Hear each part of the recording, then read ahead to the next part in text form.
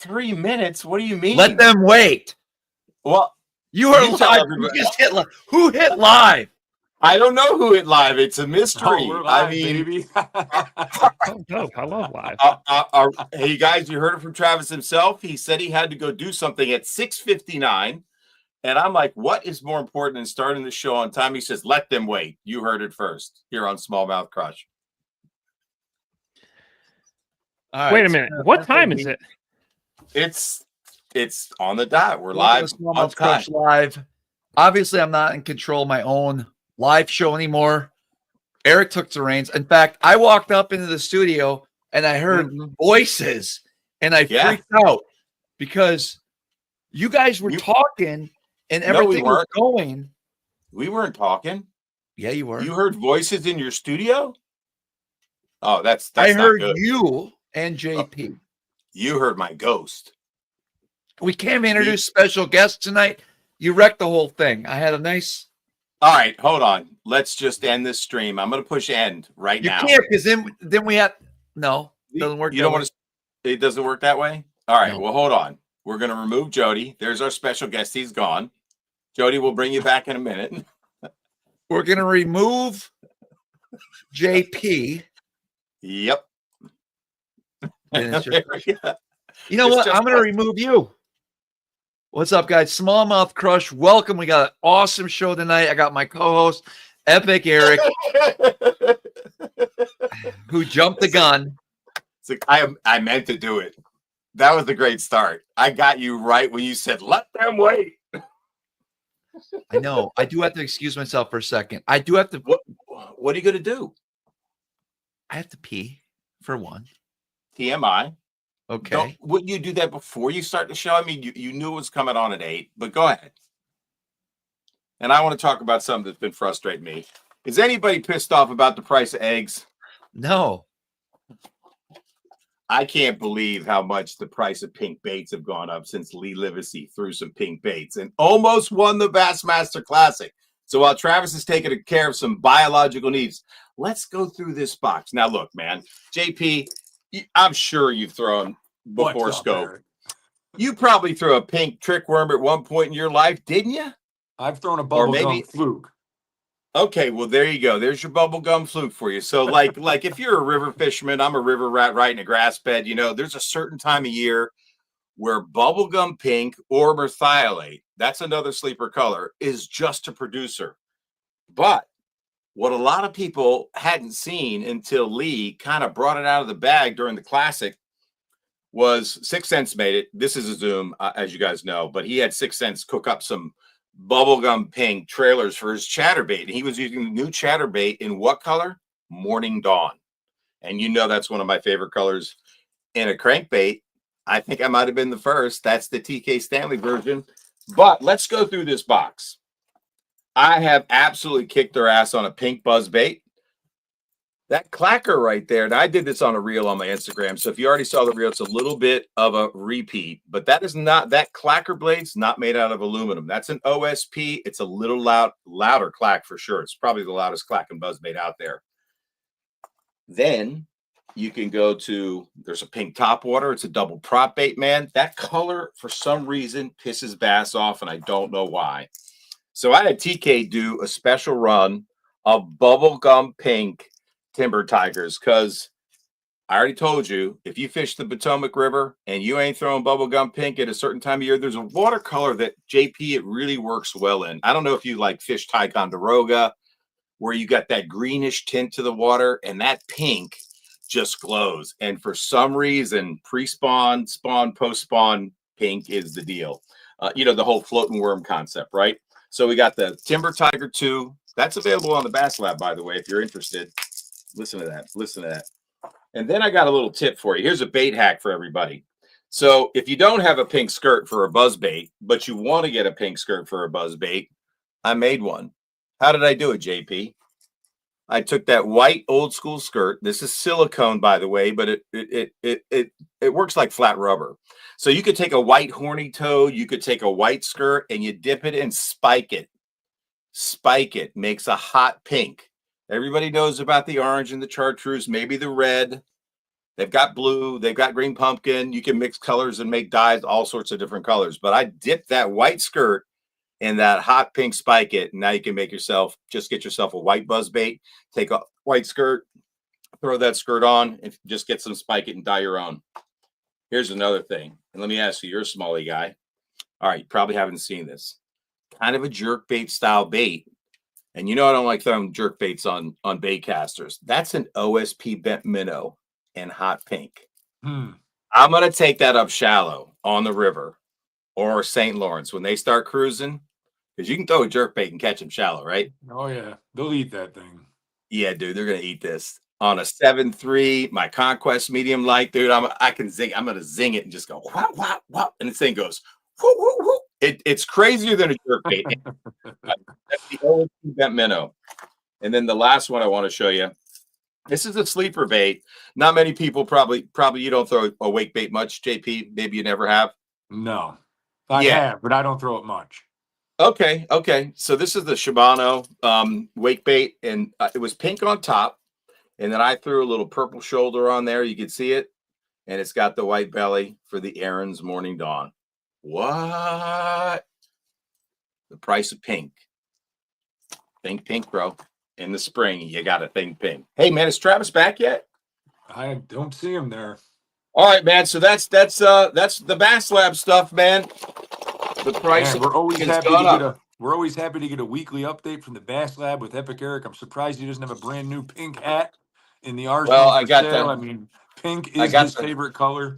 Hey, dude, I got the Rise and Glide hats in. So if you're interested, because it's time, man. It's time. Did you throw a glide bait this weekend at all in that win? I'm just curious. Don't get ahead of it.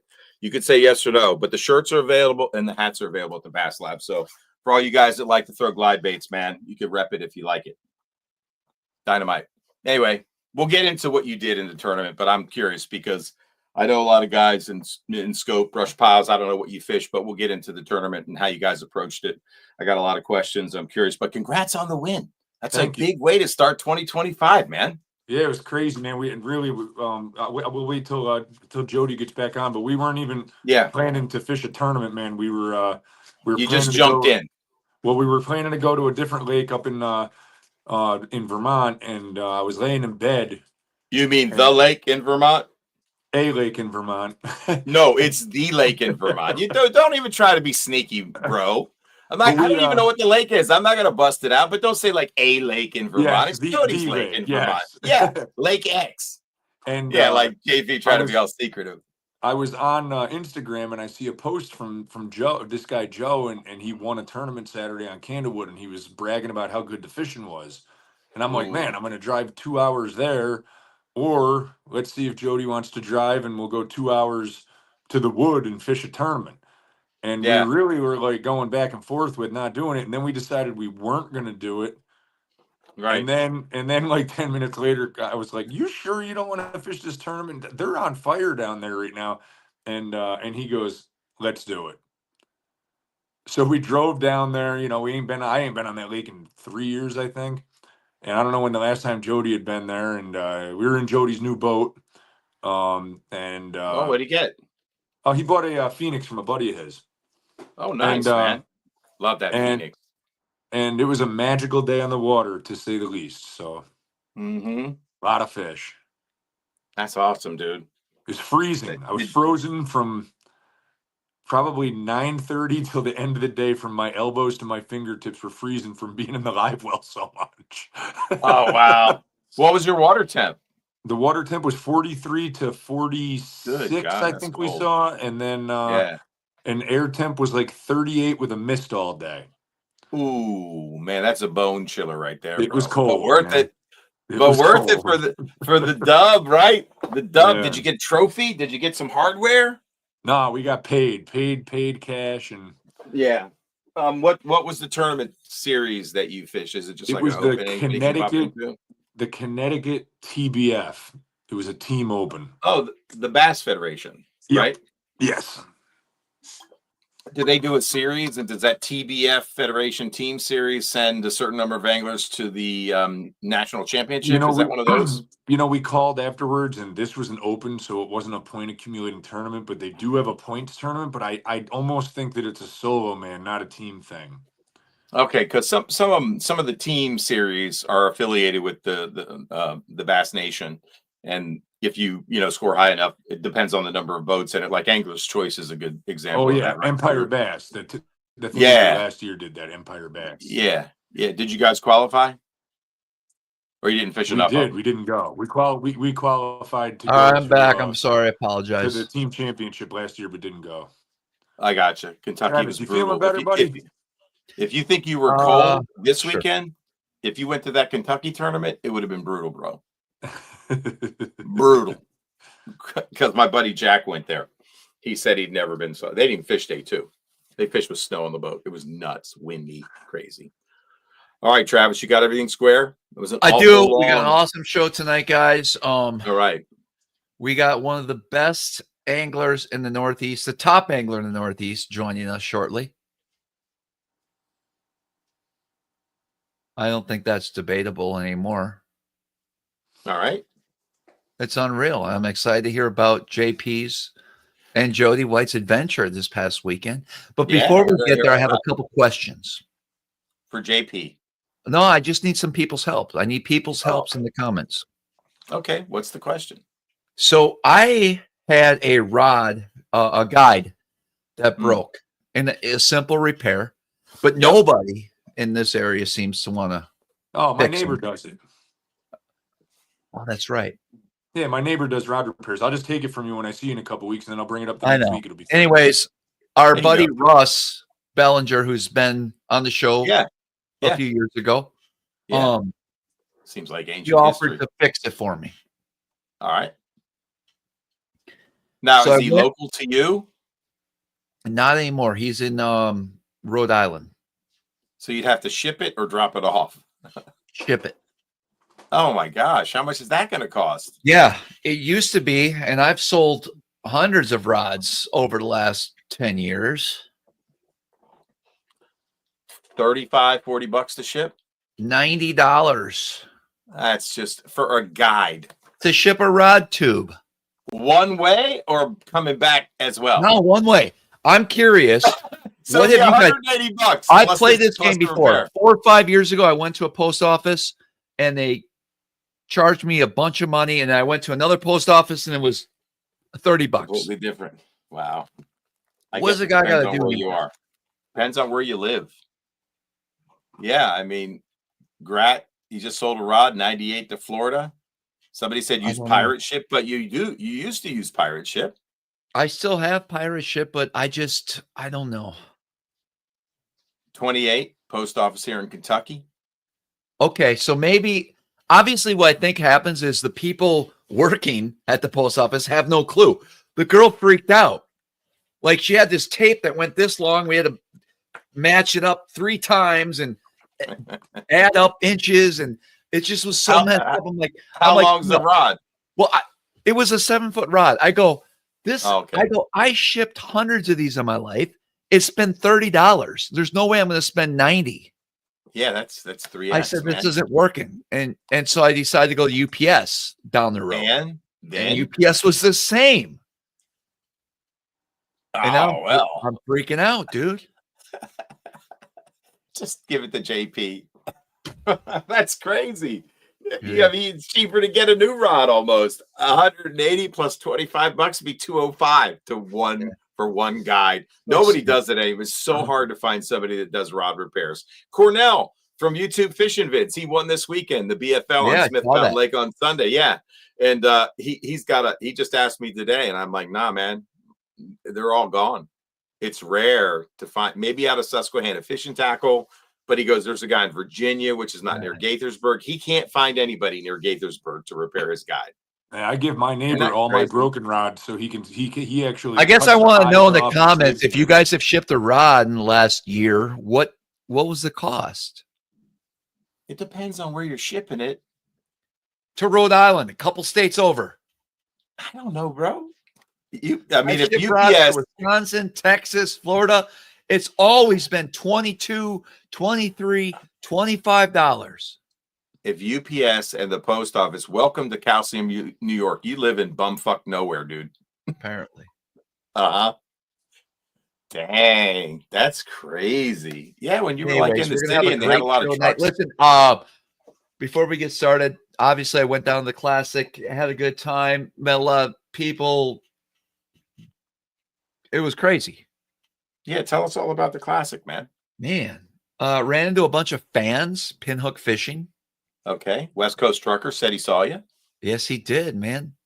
Yeah, all right, that's cool. Random spot downtown. There we are. Yeah. So that was very cool. And What I else love did that. you see? And did you look at any new gear? Anything capture your attention? Any new jig head Yeah, minnows? Great Lakes Finesse sent me home with some jerk baits from. They're making a jerk bait now? No. It was one of the Pradco brands, and I should know it. Okay. I don't even know where they are right now. It's their new one. It's their new one. The Sonar. Anyways, yeah.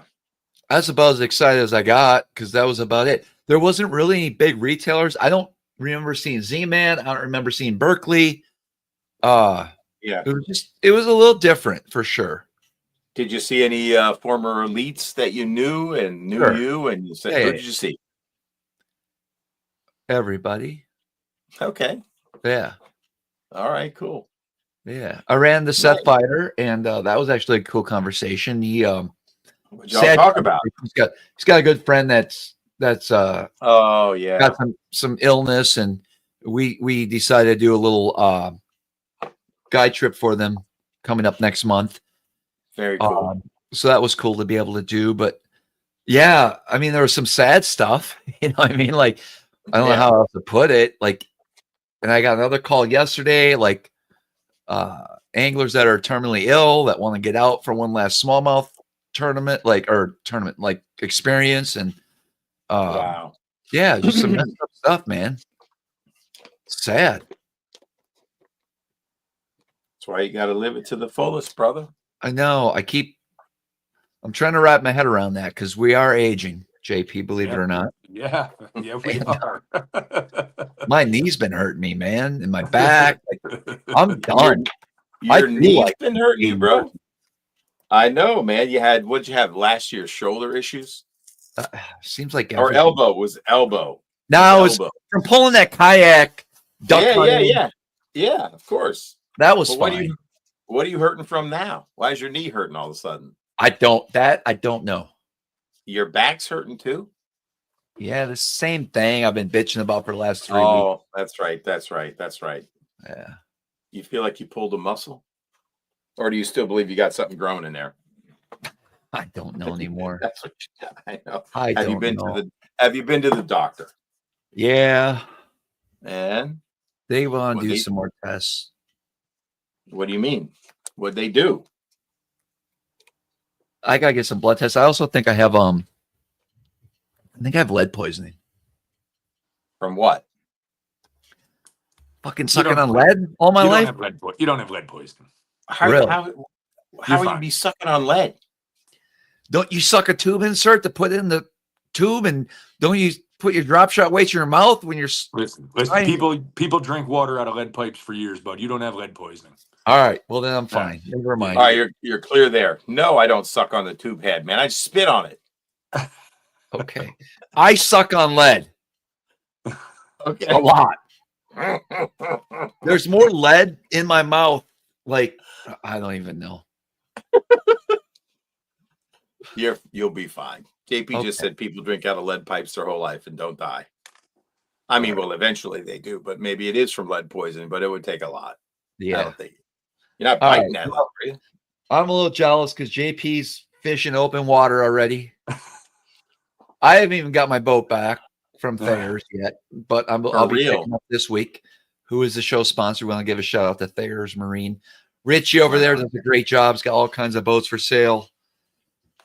He will definitely hook you up. I know JP's been spending a lot of time there this last couple of months as well, helping him out. Yeah, and, JP's been down there a lot, man. Yeah. And we do want to give thanks. I'm excited to get my boat back and get on the water. And we might have a special sighting of Epic Eric in a week or two up here. That's right. We're going to watch that weather and determine if it's green light go. Let's go. Right? Regardless, let's go. All right. It's on. Rise and glide. Let's do this. Let's do it the Pass Lab, Eric, before we get into our special guest of the night. I already did that while you were doing your thing. Fuck, I should just take the night off. Well, what we're going to do? I mean, why not? I mean, right? I showed the pink baits. I made a little thing out of it, with the price of eggs, but it was really pink baits. Yeah, we're good. We're good, man. There you go. Absolutely. Yep. Perfect. Yep. There you go, man. No tournament for me last weekend. Scooter's father passed away. So we had back-to-back tournaments, which we had to cancel. Yeah. So, yeah. But he was 79. We had a really great visit with him a couple weeks back after we fished a tournament. And I got to tell his father, that if you have a friend like Scooter in life, that you're a lucky man. There you go. Because Scooter I must be double lucky. I got Epic, Eric, and JP. Now you are. What does that mean? Yeah. If you got one, you are lucky. And I also told him that, Scooter runs a world-class guide operation, and he's a hell of a fisherman and just a better friend. And I think it touched his dad. He told him he was proud of him, that he loved him. And that was the last really good day that Scooter had with him, because he was suffering from advanced dementia. So gotcha. I'm really glad we stopped by. Spent a couple hours with him. We watched Pirates of the Caribbean. I turned a movie on for him. That's my go-to, and he really loved it. Scooter said he hadn't been paying attention to the TV, so that was good, man. But they had a really nice send-off for him yesterday. Awesome. Yeah. There you go, man. That's all right. Well, it's gonna be a short show tonight. It is. Yeah, it always is. So shall we bring on the special guest? Let's do that. All right. We got JP's net man, Jody, in the house. Hey, everyone. I don't believe that. You can call Big JP the net man for yesterday. Yeah, right. Jody, you win pretty much every tournament you enter. 9 out of 10. Not true, but I mean, you got the craziest record in the Northeast as far as a tournament angler in the last 4, 5, 6 years. Very impressive. How many wins? Jody? I don't really know. I have Can't keep count. Can't keep track. I have a notes, like a little. You feel bad every year? Do you feel bad? No, not really. No. That's awesome. There's some lakes that annoy me. Jody, I think you are. Do you tell people thanks for showing up? Whisper. I mean, I do. You guys showing up. Have a good time at tournaments. And they're probably like seeing Jody walk down. Jody's here again. Oh fuck, bro! What's the secret? Mikey Ivano goes. JP, hold on. Jody, what's the secret? I mean, I think a lot of it is the mustache, and a lot of it's live stroke. Yes, those are probably the two keys. Come on. And time on the water. I do fish a lot too. Yeah, I mean, if you add all that up, you got the eel pout snout, which is the stash. That's what I named Seth Fighter's mustache. He really liked that. I won the contest. The eel pout. I called it the eel pout snout stash. You liked it? Yeah. Time on the water, man. You got that right. A badass mustache and some good scope. It's pretty crazy. Yeah. Like it's not just one thing. I mean, Oneida, I fish totally different from. It's everybody water. That's my point. Like, what the hell, dude? I don't have an answer for that. I do like to fish a lot. It's gotta be your mindset, right? Like you just know. Maybe? JP had to talk me into going down to Candlewood. Like I was down there launching the boat. I'm like, I bet we're going to catch 15 pounds today. JP's like, oh, we're going to have 10 pounds in the first 10 minutes. And so I had a terrible mindset for that one. And then like halfway through the day, we kind of figured it out. So I don't know if it's, I really don't have an answer for why it's been so good the last couple of years. Okay. Um, Well, I it's wish quite it did, obvious 'cause that I you could sell it. dominate. And I'm curious, do you have any, like, do you want to take this further? You obviously have the skills and you should be able to do that. But if I don't know if you are, and if you do, what trail at that top level would you be looking at if that's a goal of yours? Yeah, I'm Great question. I'm pretty limited in that possibility by my job, because working for MLF, like I can't Right. fish Toyotas. I would really love to fish the Northern Division of the Toyotas, but Sure. unfortunately, I got to be there with a camera. So I would like to fish those, but I don't really want to not have a job. And I think that for me to fish a full schedule of anything would require me to not have a job. Like I just do not have faith in my ability to like pay the bills by catching fish. So I'm probably I don't going to know, just man. keep doing what I am doing and catch Yeah. as many fish as I can whenever it fits in. Us And local some years anglers it'll would work love out. to see you fish, professionally, to kind of give us a little breathing room here every once in a while. So that's why I'm asking. Well, look, we all got lucky that Alec is trying to go pro and Brett's traveling all over the country right now. That is So good. Yes. That's yes. those are key factors. You're Yes. talking about Yes. Alec Morrison? Yeah. Yeah. Yeah, okay. Gotcha. I Yeah, got and it. Brett, man, he's had a hard start. Hopefully he can pick it back up. He'll turn it around. He will. I'm sure of it. Yeah, he will. No doubt. He's a good angler. Yeah. He says I it's just really think- weird. I talked to him about the change where, it's, I guess you got to have scope off. Like, so you get dialed into the scope and then you got to readjust. And it's really, that was a challenge for him last tournament. We should have him on to talk about that, Travis. That would be an interesting conversation to hear about. It's kind of like MLF, same thing, Jody, right? It's a one period on and then two off. And you saw early in the season, guys sacked them in that first period when they had it on and then didn't catch a fish in the second period. So it's like this rhythm you get. It's tough within the same tournament window to do that. Now it's days for Brett, right? It's right. Yeah. One day, like you for fish Brett, with it on. What is? How is it? Tell us. So it's day one is scope on the invitationals that Brett's fishing. Yep. Day two is scope off, and then day three is scope on again. And okay, gotcha. I think one of the stumbling blocks is like on the BPT where you can use scope for one period and then you can't for two. Like you kind of always have a fallback, right? Like you can kind of pad your stats a little bit. Sure. And then the invitationals, like I think it's hard because a lot of people are trying to practice for like essentially two tournaments, right? They're trying to practice for the scope day and the non-scope day. Sure. And sometimes that works out and sometimes it super doesn't work out. Like I think it's a really tough tournament to try to prepare for and try to fish. Like I would be fishing like if I had to fish a tournament like that locally, I don't think that, I would hate it. But I don't think I would want to fish a tournament like that, like nationally, because I just think that would be a really difficult adjustment. Like if you were at somewhere you didn't know, and you're already scrambling to try to catch fish with all your stuff, or the one way you do find them, I think it'd be hard. Yeah, I mean, you kind of like everybody's migrated to scope, and the gear and the approach is completely different, and you got to go back to finding two different patterns, like completely different. I mean, a lot of guys would have done that in the, traditional days of bass fishing, right? Like, let's say I'm making this long run, my grass bed gets muddied up. I got a bad boat draw. You have to have backup plans to the backup plans. And sometimes you don't, you get that magic area. I mean, you've covered so many tournaments, you probably can say it better than I just did, but it's interesting. I love the variety though.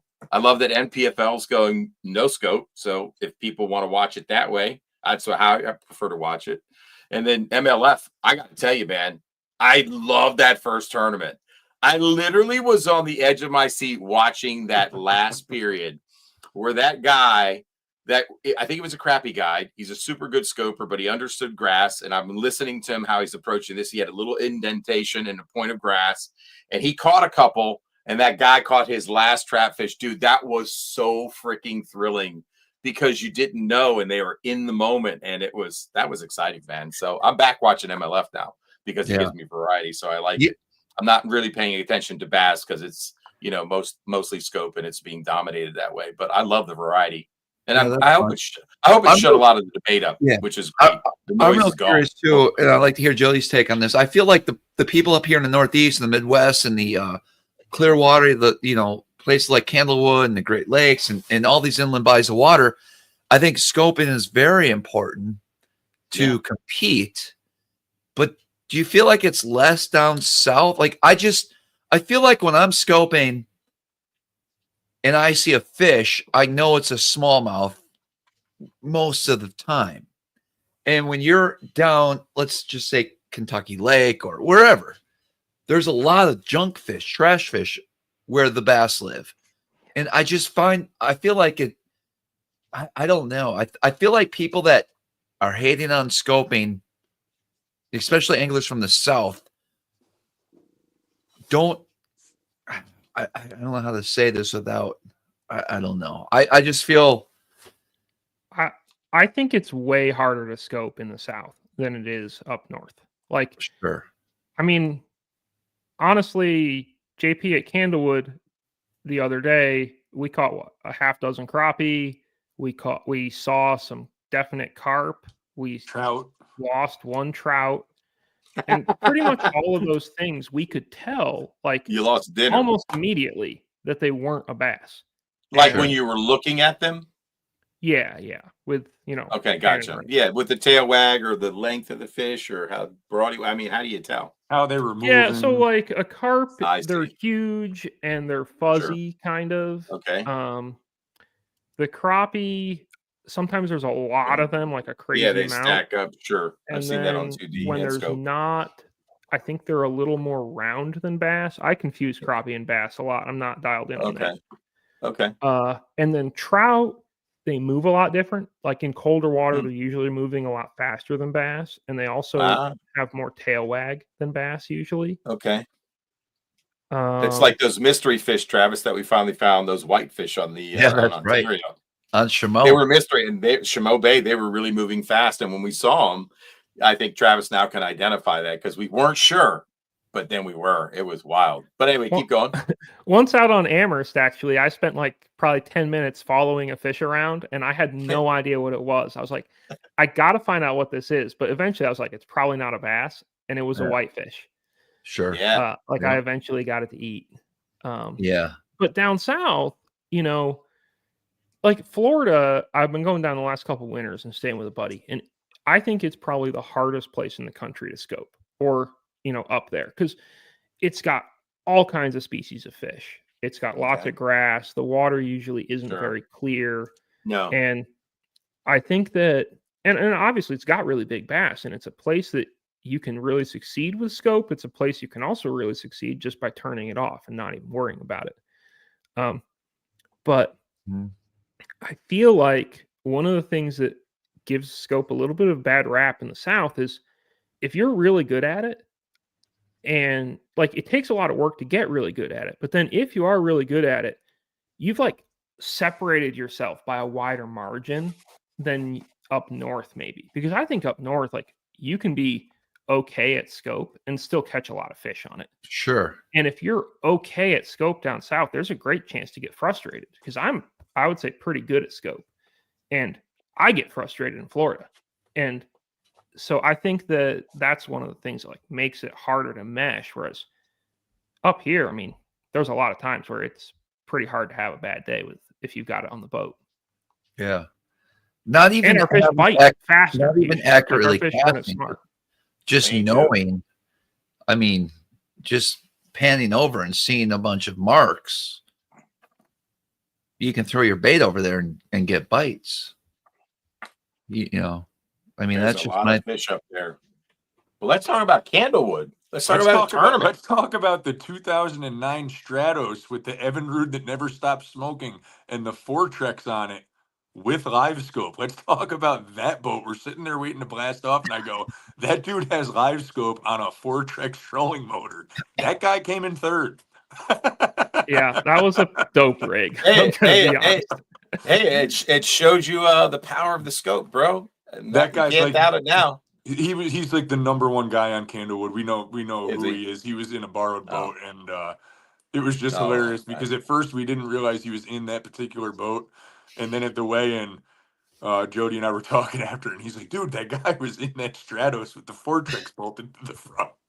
That's awesome. Yeah, that was a pretty sweet rig, to be honest. You liked it. You liked the I throwback. was a fan. I mean, dude, you get bass tracker and scope, I'm in, man. Whatever. I mean, I've caught fish out of all kinds of crazy boats. So let's take it from the top. So we had a fishing trip planned all week. Jody's been vigilantly on his off time rigging his new boat over in Big Gino, the operator's garage, right? We've been going over, helping out, trying to get him on the water. And he was like, dude, you want to go fishing Saturday? So we were going to go to Upper Champlain Saturday. And lo and behold, right? Upper Champlain? Upper Champlain. We were going to Champlain Maybe Saturday. more middle. You were going to Lake X. All right, we were going to Lake X. Don't worry All about right. it. So I'm laying in bed, and this guy Joe that I know that was asking me some questions. He watches the live all the time. He was asking me some questions about graphs a couple months ago, and he posted a picture that he won a tournament down at Candlewood on Saturday, right? So I'm laying in bed, and I'm like, man, let me message this guy. So I go, dude, was the fishing good, or what's going on? He's like, oh my God, the lake's on fire. So I text Jody, and I go, want to go to the wood? And he goes, what? And I go, you want to go to the wood tomorrow instead and fish at Derb? And he's like, I don't know, man. I got a lot to get ready and this and that. I'm like, all right, well, no big deal. Either or. He's like, let me think about it. I'm working right now, yada, yada. So then I think you said no, right? You're like, nah, let's not go. I had pretty well talked myself into not going. Because I was like, we're going to get shellacked. It's a really long drive. I'm going to have to wake up at like 2:30 in the morning. Like, this is a bad idea. I got to rig all these rods, like, which I ended up not really doing. I was gonna like retie every leader. I didn't do that. I feel bad about that still. So this lake in particular is a local dominant lake. For people to just show up and do well on this lake doesn't happen. I went down there every spring for 4 years, had competitive bags, but could never get in that even the top 5 because these guys murder these big, huge bags down there, right? How long ago was that, JP? I haven't been there in two years, so it was definitely pre-scope for me. I didn't have scope when I was going down there. Yeah, I got you. Right. So then I text the guy again and I go, how many fish did you catch? And he goes, I don't know, between 15 and 20 fish. And I go, Jody, I got a spot, dude. I said, we'll catch 2 fish. It'll be 10 pounds.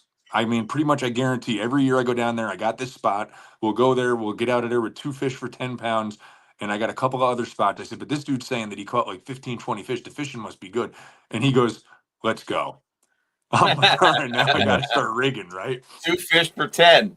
I like it. So we meet at the Love's gas station at like 4:45 in the morning or something crazy like that. And we drive down there and we get there and I'm like, oh crap, man. The lake was still low, like 4 feet low. They haven't filled it. Which I've never been there when it's been high. Like I've literally never been on that lake when it was a different level than what we saw. And JP was like, I've never seen it like this. So we had Does that mean your 2 for 10 spot is blown? Or are you still good? Well, are you still good with your 2 for 10? Okay. Well, first we have to launch more the on boat. That later. We have to launch the boat not on the ramp. You have to launch the boat in the dirt on the side of the ramp because it's so low your trailer will go off the back end of the ramp, Eric. It's wicked low. Whoa. So we get in and we're waiting to take off. And as we're running down the lake, I'm thinking to myself, man, that little bluff bank I want to fish is probably not even have any water on it, right? I'm like, shit. And we pull up and we stopped maybe like, I don't know, 100, maybe 75 yards short of this thing. And there's a little bit of water on it, and we're cruising down through that area, and bang, we get a 315 smallmouth was our first fish. I thought you said you hit a rock. I didn't know what the bang meant. What was the bait? That was jerkbait, deep jerkbait. Okay. So we get the 315 large or smallmouth. I get it in the live well, right? I look, all of a sudden Jody's locked on something. Bang, he's like, get the net, dude.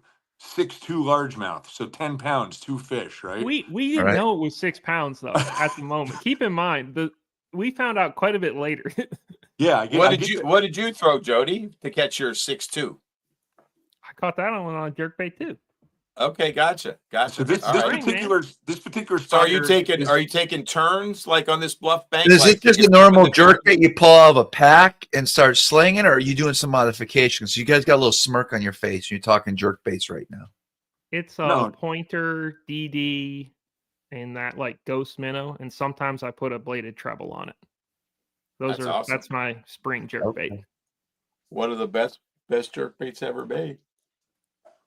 So we keep fishing down through this area, and I'm like, all right, once we get around this point, there's going to be another like little property line that sticks out. We'll probably most likely catch a fish there too. We go down there, bang, we get like a 3 1/4, right? So I'm like, oh man, this is working out pretty good, you know? Nice. So we fish around that spot for a while, and he goes, does Big JP have another spot? I go, yes, I do. So we does he actually say it? Does he say it that way? Does Big JP have another spot? Does he address you as Big JP? I do not want what he actually refers to me as to be said on the live, but well, I think now Big JP. actually, well, you always refer to yourself in the third person, but now we need to really know what Jody calls you. I'm sorry, I'm sworn to secrecy. Yeah, we can't really get into that. So we roll up into the second spot. Wait, time out. Like on Smallmouth Crush, there are no secrets. Anything goes. Anything goes. I mean, I have my hand on the end the stream button. I will push it. The sarcastic. I started calling Jody the name eraser when he started winning all these tournaments. I'm like, dude, I got a nickname for you. It's the name eraser. Every tournament you go to, you're just erasing the names on the leaderboard. You win everything. That's your nickname. So then he refers to me as the King of the River, which I am not the King of the River. I hate that nickname, but he always calls me Big JP, King of the River. Okay? The rigger. Oh, Travis. You gotta like kind of yell it too. Is the key. King of the River. Yeah, that's what he says every time. He's hyping you up, man. He's hyping you up. All right, there you go. King of the River. So you got 13 pounds. A 3, a 6, a 3. Yes. So then we ran down. Yeah, did you catch that on jerkbait too? So right now you're scoping your jerkbait, and are you seeing these fish? The third fish we did not see. Jody, did your 6'2" come on just like a wild cast? Like, he's putting the fish in the live wire. You run up front and look. No, like I was up front and I saw I don't think I saw the 6'2" like actually like sitting there. I think it was like there's a rock and I cast to it and it came off the rock, right on. I think there were fish that were like floating around a little bit, but there were also fish that were like actually just on cover. And right on. Those ones, sometimes you can see them and sometimes you just see a little glimmer and sometimes you just got to cast to it. Yeah, you can't see behind the boulder. They haven't invented that yet. Yeah, so I got this other spot down the lake. I said, there's going to be giant crappies down there, but I've caught some big largemouth on this spot. So we pull in there. All right. And dude, now you guys know that Panger just fished some crappie tournament and he came in fourth place or something. He did good. He did really good. So Jody catches a 16-inch crappie that probably weighs just under 2 3/4 to 3 pounds. This thing was a giant crappie. Yeah. So we make a video and I go, Panger, while you're practicing for the Open in the hail, I just want you to know that Jody White doesn't just kick your ass catching bass, but he just whooped your crappie tournament. And we videoed the crappie through that. Did you send it to him? Yeah, I haven't heard back from him. Hanger. And I think we finished our limit in that spot, but they were actually smallmouth, right, Jody? I think they were, and I don't think they were big. Like we caught, like our next couple fish were like not very large fish. You put them in the live well, huh, JP? Well, we've definitely put them in the live well. I live well everything. I think I've thrown like one fish back ever. If it's 12 1/4, it's got to go in the live well, I guess. They need that nice warm. They need that warm limit blanket. We got our limit. I put 15 inchers in the live well at the St. Lawrence. Like, I do not take risks. I'm coming in with 5. You never know. You really never know. Fair enough. Anyway, so you're still jerk baiting, right? Yes. LC Ghost Minnow, best color ever made by Lucky Craft, bar none. Well, maybe crack, but anyway, as a clear water fishery goes, yeah. Crack. Brother, what you don't know nothing about it, man. Crack's the Talking worst about jerk bait color. Most overrated jerk bait color. I crank, dude. Crack? You don't Crack know. is the one with the scales on it, right? Yeah. Like Yeah. the shiny. Yes. Yeah. They look awesome. They don't catch fish. Yeah, they do. Exactly. On my river, they do. All right. Yeah, I fish dirty water, bro. What do you know about Aurora Craw? Nothing. Seriously. I'm just now saying. we're gonna get into a bait debate and colors and stuff. All right, keep going, JP. Sorry. Okay. Don't make me school you. I said, hey, I got this other island we can go hit. It's usually good for one largemouth or whatever. It's not. We're not going to catch a bunch of fish. We go there, we strike out. Yeah. And then we both said, why don't we go and try that right there? I'm like, sounds like a plan. So we shoot over to this little pocket. And we both ended up catching a bunch of fish there, upgrade our bag. I think when we left there, we had like just under 19 pounds. And we only left because I'm like, all right, listen, Jody, we got 19 pounds. We need largemouth. Because I'm thinking when I used to go down there, Eric, these guys were coming in with 7 and 8 pound largemouth like on a regular basis. Like there used to be a population of giant largemouth in this lake, but now the lake is a lot different. There's no weeds anymore at all. Yeah, you mean grass? But yeah, they killed the grass. Yeah, there's zero grass. Yeah, that's what they said. That's what Ivino told me. So we roll into this spot where I know that we're gonna potentially catch some good largemouth, and we proceed to catch a ton of good fish, and we went from having that 6-pounder and 4 smallmouths to leaving that pocket with 4 largemouths and 1 smallmouth, and we're feeling pretty good. I think we had 20 pounds when we left there, right? Yeah. I think that was probably where we found out our 6-pounder was a 6-pounder too. Yeah.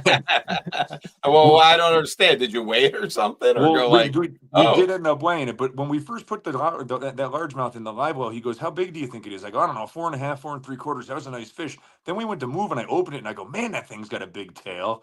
And then when I finally said, "All right, let's weigh these fish so we could start actually calling," and I was like, "Dude, that fish weighs 6'2". We're doing really good."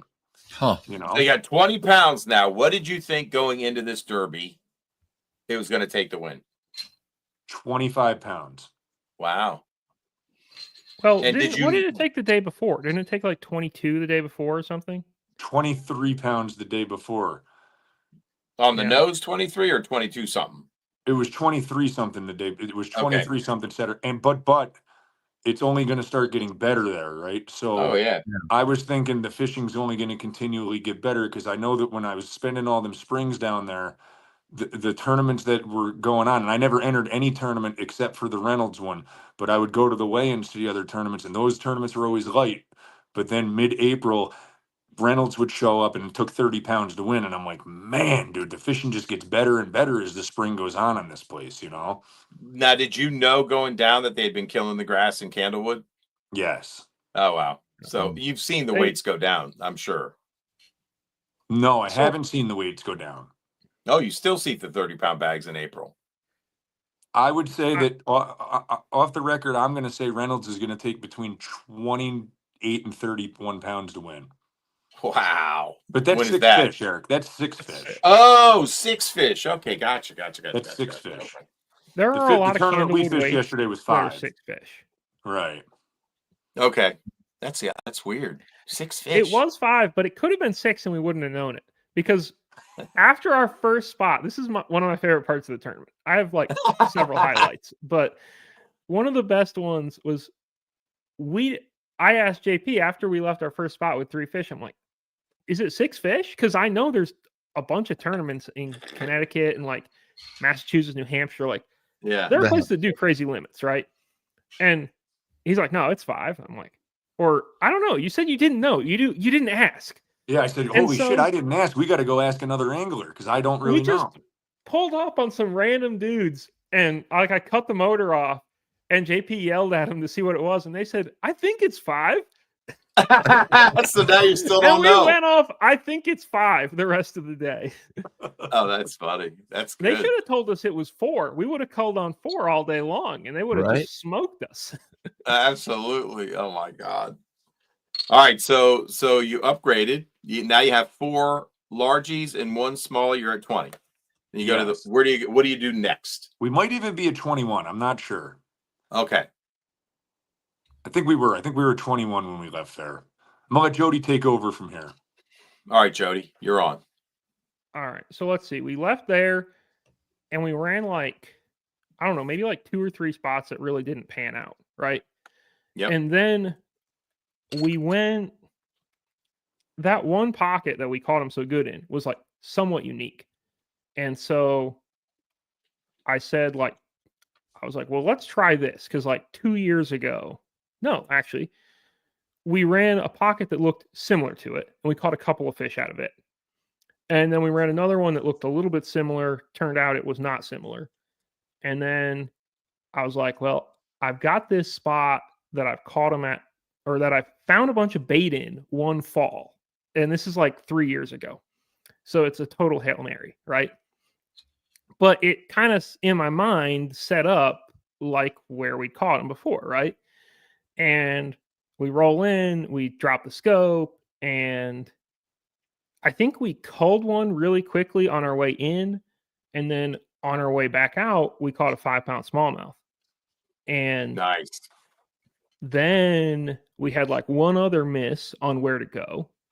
It was like just a short little spot. I'm like, maybe it's going to set up right. It didn't set up right. And then at this point, like it's later in the day, we're looking at the map and we roll into one other, thing that fits the pattern, right?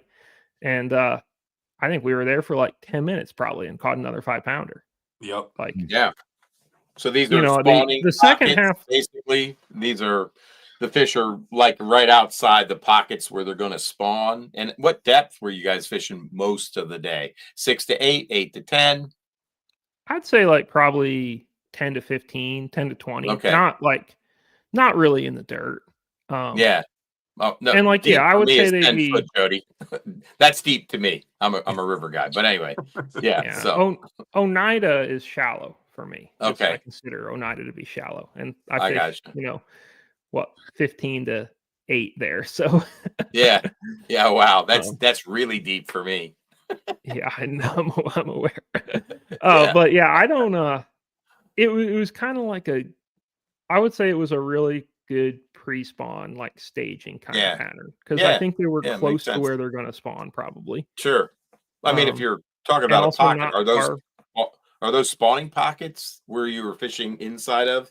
Like, would they go from that 15 foot range that you had them in? Are they just going to slide up on that gravel rock bank and do their thing? Or are they going to go someplace completely different? I think some of them will probably slide up and some of them will probably go farther back. I gotcha. Because some of it was like definitely a zone thing. Like, we didn't catch any in the back of the pocket, right? It was like a zone of the pocket that you wanted to be. Yeah. Like, I mean, on Kerr, which is like one of the best pattern lakes in the country, like literally you can check pockets. You go to the back, nothing. Mid pocket, they'll be mid sometimes, and sometimes they'll be right out front. You know what I mean? Or on the point, or on the secondary leading into a pocket. It's crazy, and it will repeat itself in that area of the lake all day long. You can run it. So I loved how you guys kind of patterned it. It was cool. Yeah. The thing that was interesting to me, so JP, I looked at the map today and I put dots in where we caught our fish because I was like, well, I might as well remember these.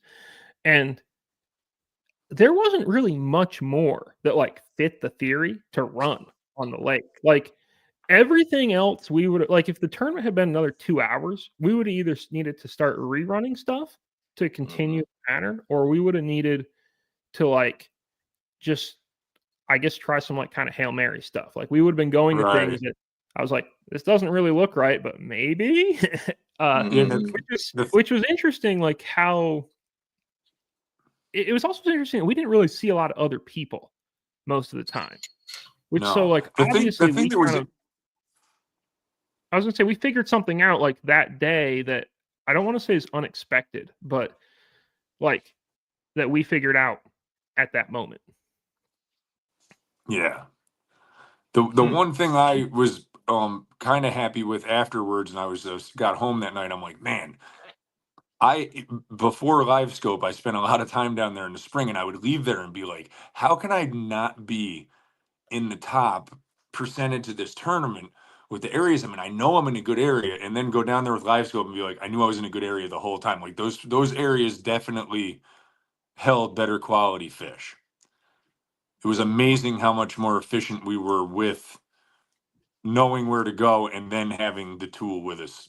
You know what I mean? Because, you know, like I said, when I had gone down there before, I didn't have scope. So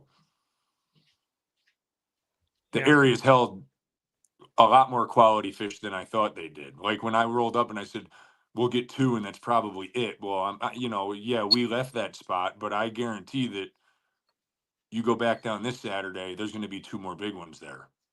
Like You they're get around. 4. Right. Well, we know there Or was you're saying another it's big one there because I'm saying that there's a lot of there. It was like There's a moment definitely where I another was like, big I one was there. in the right area. You get what I'm trying to say, Eric? I found the right areas. I knew I had found the right areas. Why wasn't I exploiting the potential of it in a tournament before? And then I think that the lake being down actually helped a little bit. Sure. Yeah. Yeah. One thing too is we refished a little bit of stuff, and we like basically caught nothing fishing behind ourselves. And so I think that's a thing where, you know, if you're there with scope, you can roll through something quickly, right? And you can catch some of the easier fish, so to speak. Yeah. And if you're there without scope, like you might spend a long time on a given bank or whatever, and you might catch a couple of fish on it, and then you might be able to go back and catch a couple, or those might have been the only 2 that you were going to catch there. And Yeah. you end up wasting a lot more possible. time like trying to catch more, when in Sure. reality you could, like, as soon as we'd fish something, like I felt like we'd eliminated it for ourselves the rest of the time. Or like I might approach, if I was going to go back, I might continue to approach the lake like that. Like I'm hitting stuff 1 time a day tops. Because I haven't seen it. Granted, I don't know the lake very well, but as of now, I haven't seen it where I need to like refish stuff to get fish to fire. It's almost like they're going to fire or they're not. Yeah. Interesting. Cool, man. Good stuff. But it's a really cool lake. Like every time I've gone down there, I've enjoyed it, and I've never gone in the spring. And I've gone once in the spring now, or twice now. And this was like one of the best days of fishing I've had there. JP's very fortunate that he gets to fish with so many different partners. Yeah. No. Hey, JP, you told me you were going to quit tournaments if we won. Yeah, I'm done for the year. I said that. How much did you win? I think it was 16 or $1,700 or something. And how many boats were in the tournament?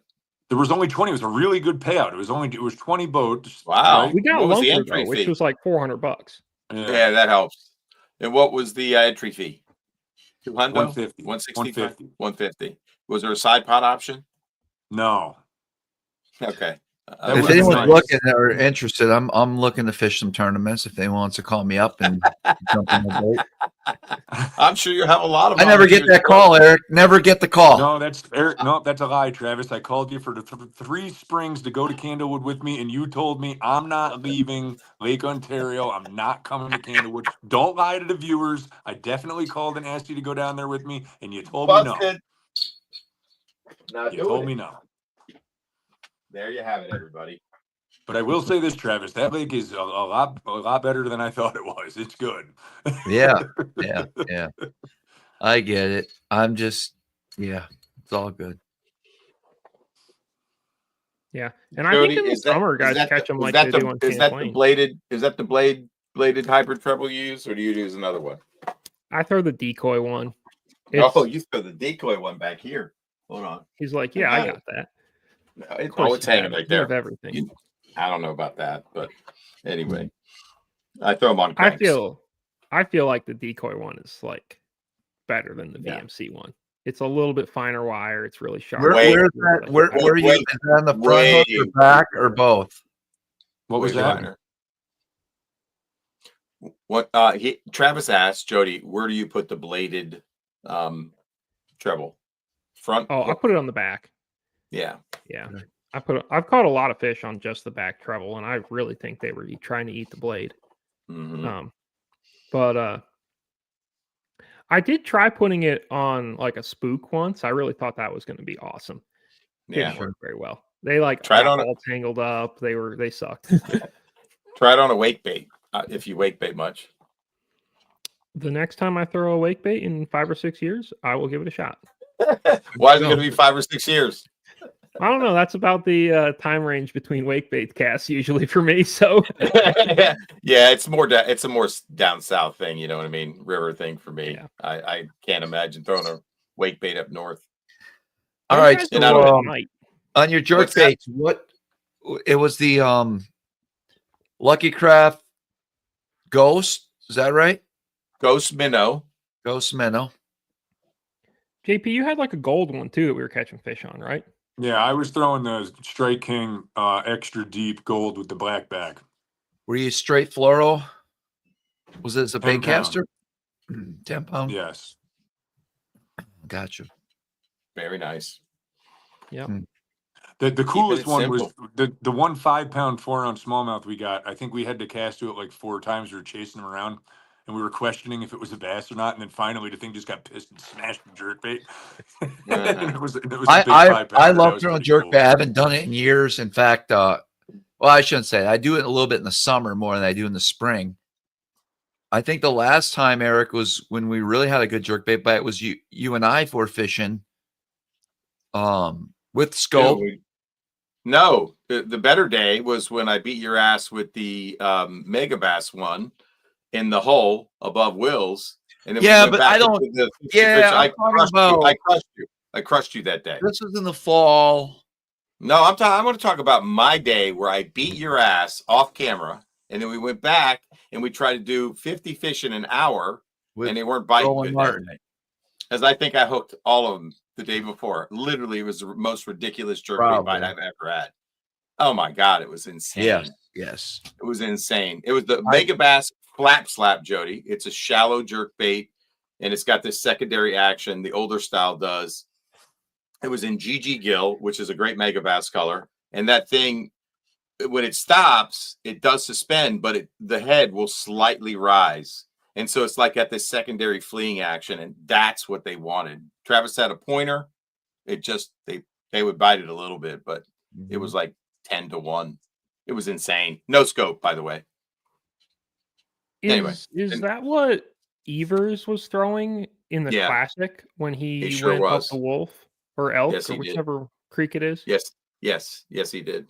It's a sleeper. Cool. It's really a great shad. If you have shad on your water, I don't know how much shad are up north, but for me, I predominantly fish shad fisheries. It is a great shad profile. And if you're a grass fisherman like I am, it's great on the Potomac and Upper Bay. Now, because you can crank it too a little bit. It's kind of like a hybrid, if you will. Real quick, I'm gonna grab a couple baits. I'm gonna get you guys' opinions on it. Yeah, do it, man. Let's see if I got a flap handy. Probably. So I'm actually really excited to give these a try this year. What do you got? What? The Finisher 7 and 9.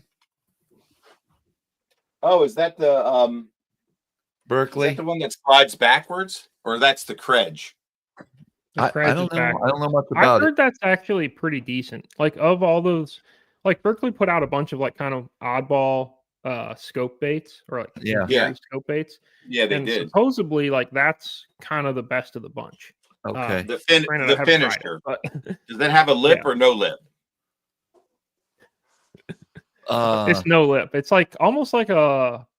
Oh, it's like the Nori's almost shape, right? Yeah. Or not shape, but yeah, Nori's made a minnow like that had no lip, and it's kind of like that one I showed earlier, which is the OSP bent minnow, no lip. Travis, I'm throwing that with you up there. Pink, baby, hot pink. You think they'll eat it in those shallow areas where we fished this last year? Yeah, I can't wait. That's gonna be fun. I like it. I'm just replying to some people here. Go ahead. Take your time. So if anybody's I'm looking interested, forward. there is another tournament down on Candlewood this Saturday. Oh, Are you going? me? Are you gonna go? I am. I'm fishing with my father this weekend. If my Mhm. boat's not ready, I'm hoping to be driving to Thayer's on Saturday to pick my boat up if Ranger gets it back to the dealership this week. If not, I got to take my father out fishing this weekend. Guiding season starts for me next weekend, and I'm going to be really busy moving Are on we in the guiding summer. next week, bud? Yeah. Yeah, is that your first guide trip next weekend? Oh, shit. What? That's exciting. Oh, tomorrow's the 1st? Yeah, buddy. April Fool's Day. The frogs are singing out now, right? It's Nah. like spring. Singing shit. Oh, It's dude, cold up here. Is it still cold up there, Travis? That's crazy. Why? Did you I don't send that know. rod, Travis, or did you not send it? Did I what? Did you ship that rod, or did you not send it because of the price? No, I shipped it. Oh, I was going to say drop it off in my What, garage for right 90 there. bucks? I wasn't going to shipped argue. I was so fed up. I told the UPS guy, this is my second place. No I said, you way, guys dude. don't know what you're talking about. I've been shipping hundreds of these all my life. No way, dude. You did not ship that for $100. Come on, man. I did. That's ridiculous. Yeah. That's ridiculous. I can't believe you did that. I'm shocked. Why? When you coming up here, Eric? I thought we wrote it down, bro. Like next week? Is that the date that we agreed on? Yeah. I guess I got to get I got my Smalley box ready. All right. We'll probably be steelhead fishing here and there a little bit more than smalley fishing if the weather doesn't change. Oh, fine. man. Or we can go brown No. trout trolling. Okay. That's something Okay. different.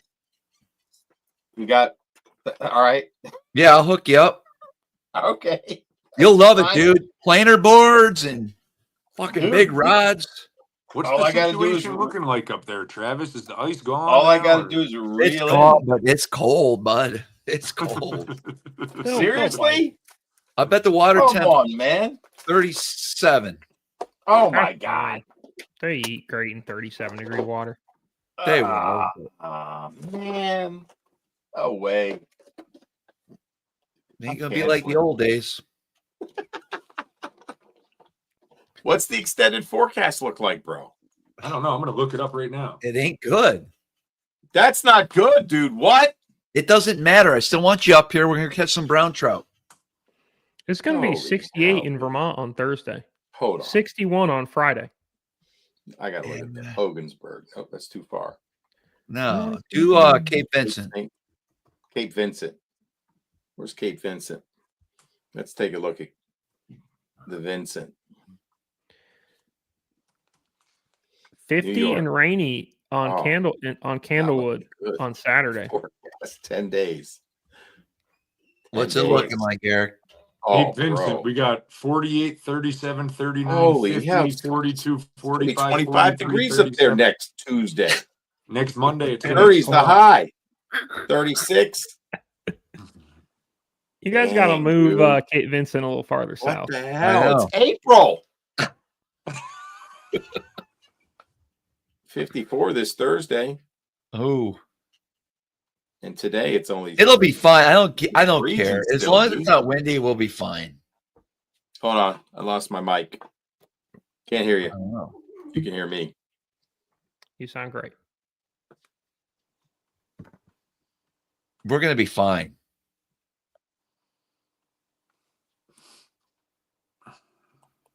Right, JP? Oh, I ain't scared. I can't wait. I got the boys from Indiana flying in on next Friday. Who are for they? Saturday, Scott Sims and Jeff Napper. They actually just took second or third place in a tournament down there last weekend. Aren't they my clients? No. Yeah, they're all No, your they are clients, not. Travis. What day do we? When do we have? When do we Both of fish? them. Oh, we don't fish until later, I think. I got you. Mm-hmm. The trip So, that we JP, had in you're- April, they canceled. Yeah, You what called happened and to said them? they canceled. I don't know. Too cold. No, we're gonna be fine, Eric. We will catch some smallmouth, but I wouldn't mind doing something little different with you too for a day up here. Okay. Yeah. Yeah, we'll talk. I'll research it. It's gonna be I had cold. a buddy of mine went out of Mexico on Sunday, and he said he went 4 miles offshore and they caught 9 brown trout. Really? Yeah. It's an awful long way to go offshore in a Lund. No, we don't have to go that far. Okay, good. We're gonna go where JP hit that buoy with my boat last year. We're gonna go out there. Baby. Where's that? Just a little Where's creek. that? That's what I'm talking about. We're I like flying in, dude. I like dark. I like a creek situation. Go ahead, tell us the story. JP don't care. I let him drive. Why did I let you drive my boat? I don't know. It was rough. It was dark, and he goes, "Drive it in, JP." So I'm like, "I've never driven a tiller before, but I'll give it a shot." So I'm driving the tiller in, and I did great. I mean, we're in really rough water. I did really good coming in off the big lake. But then, Eric, when we got in towards shore, it's like 11 o'clock at night, and the freaking bugs are smashing me in the face, and they're the size of tennis balls. And I'm like, "What the hell? I'm getting destroyed by bugs." And then, I saw the buoy. I was not going fast at all, but I saw the buoy, and then I turned the tiller the wrong way. And I right into it. Oh no! But I'll tell you, Travis, he definitely. I was expecting a different reaction. He laughed. He says, "You're good, bud. Just get it to the dock." And we put it on the trailer, and we went home, and that was the end of it. Nice. Did you catch some trout that night? We caught like 4 salmon and a steelhead. Oh, that's cool. I've never We caught had a steelhead. Jamie Samadas with us with one of his buddies, and oh, that's right. That's right. I remember that trip. Yeah, that was good. It's fun. Nice. Yeah, that's fun. Them salmon, they fight, man. Yeah, we'll be able to do that, Eric. I do want to get you maybe Brooks from Cortland. Maybe we'll do a little steelhead fishing, some brown trout fishing. We'll catch the I'm not worried. The smallmouth will bite. It won't be like, maybe it will be. I don't know what to expect. Yeah, we don't know. It'll be a new experience. I'm glad we have a colder season. I really am. I'm not. But why? It'll get rid of that slime, maybe. That green slime that's covering up a lot of the when New York opens in June. Oh, it's going to be popping off so hard. It's easy guiding for me for a couple weeks after that. We'll put it that way. That's a fact. Yeah, for sure. They'll be so ready to go. I wish there was some events up here, but yeah, I don't understand that. It's did you hear that there may not be an ABA?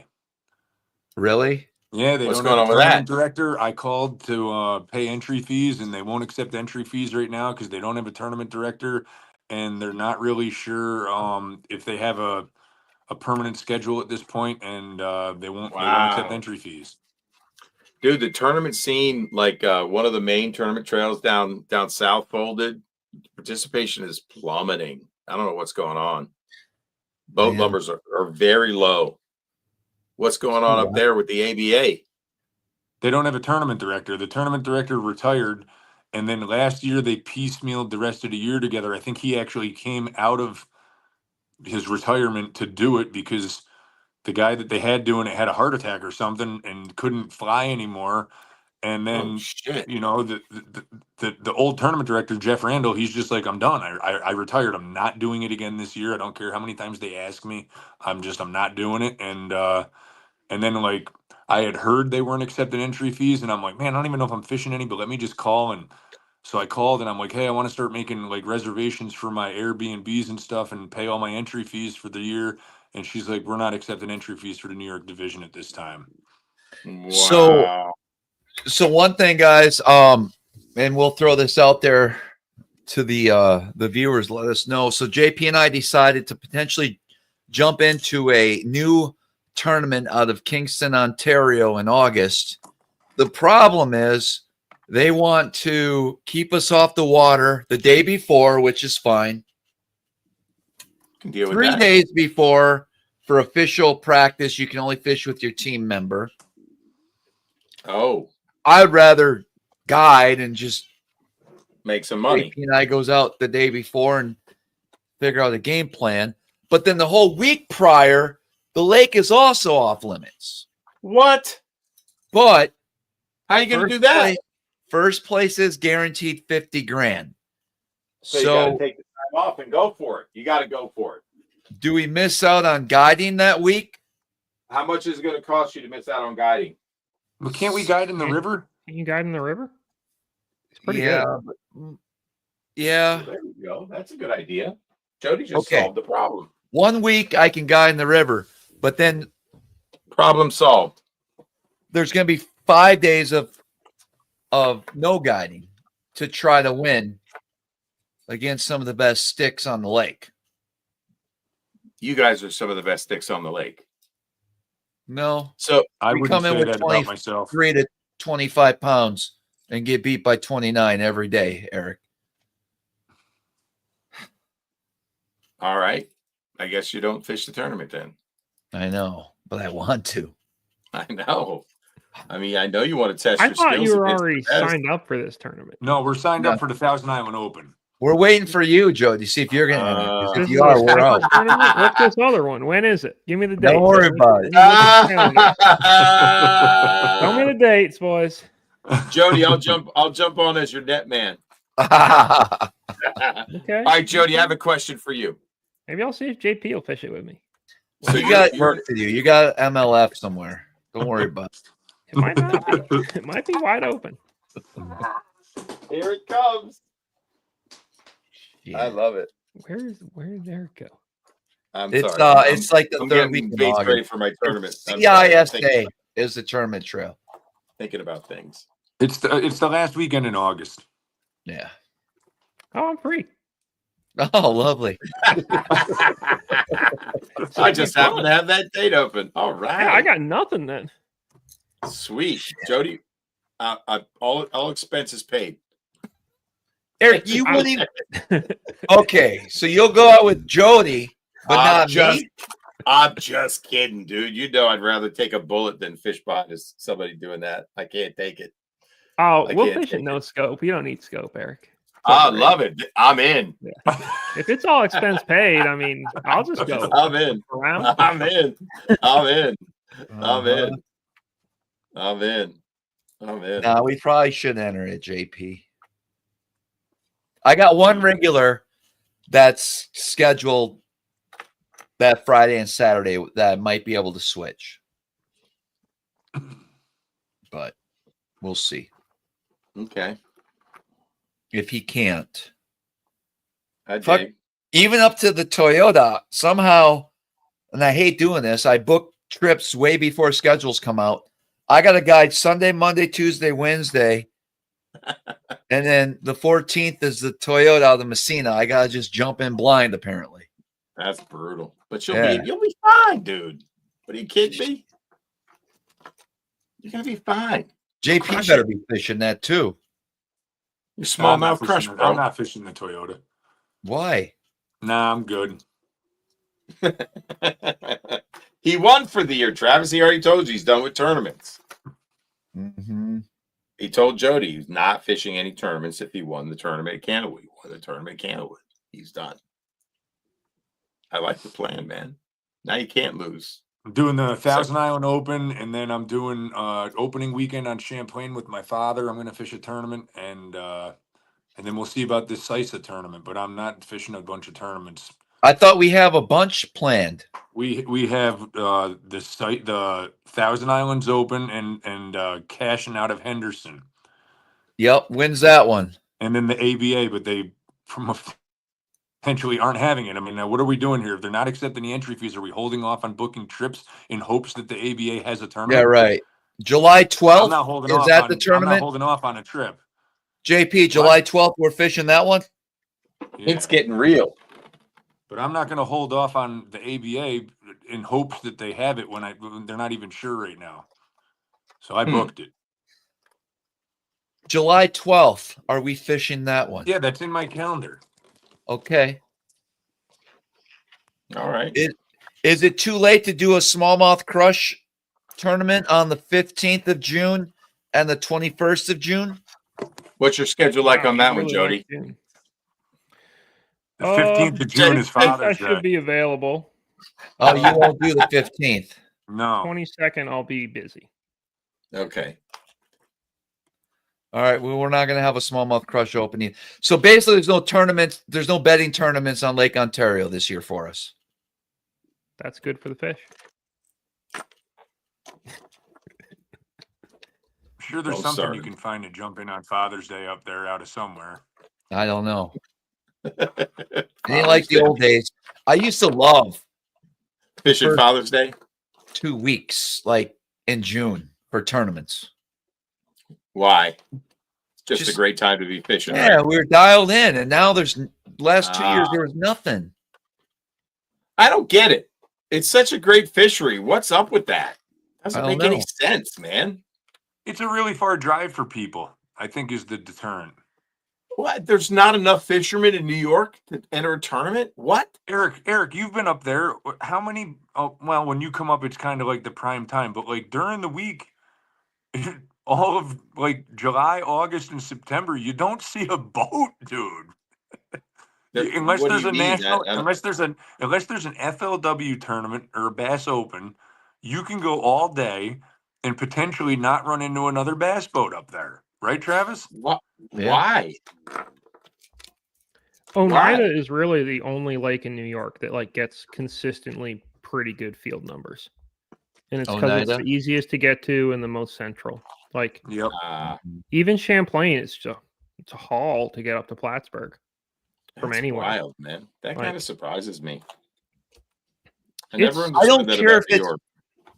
Why can't it be like 20 regulars every other weekend for $1,000 entry or 500?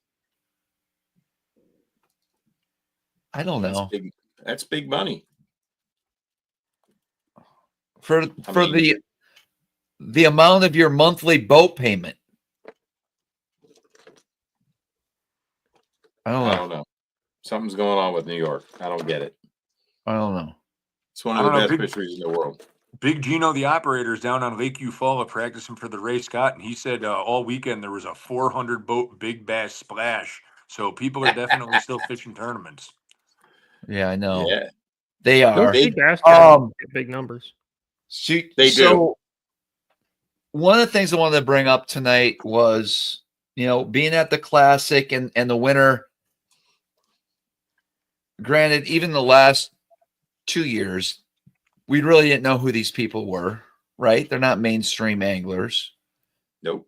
But the bashing that took place after these guys won is ridiculous. Freaking crazy. And I didn't think it was that big of a deal. I really didn't think if you had live scope, you're going to be an outcast. Or is it just a small minority of people complaining? No. Or is it a huge divide? Here's the question. What is it? Why would MLF make changes? Why would NPFL be born? There's a lot of people that don't want to watch it that way. And that's fine. I guess, but I don't hate the technology. You should be watching tournaments. You should be fishing. Like I don't understand it. Who the fuck watches tournaments? Travis, I fished with you for how long? How long have you known me? Long time. Right. What do I love about bass fishing? This is the test to see how well you know me.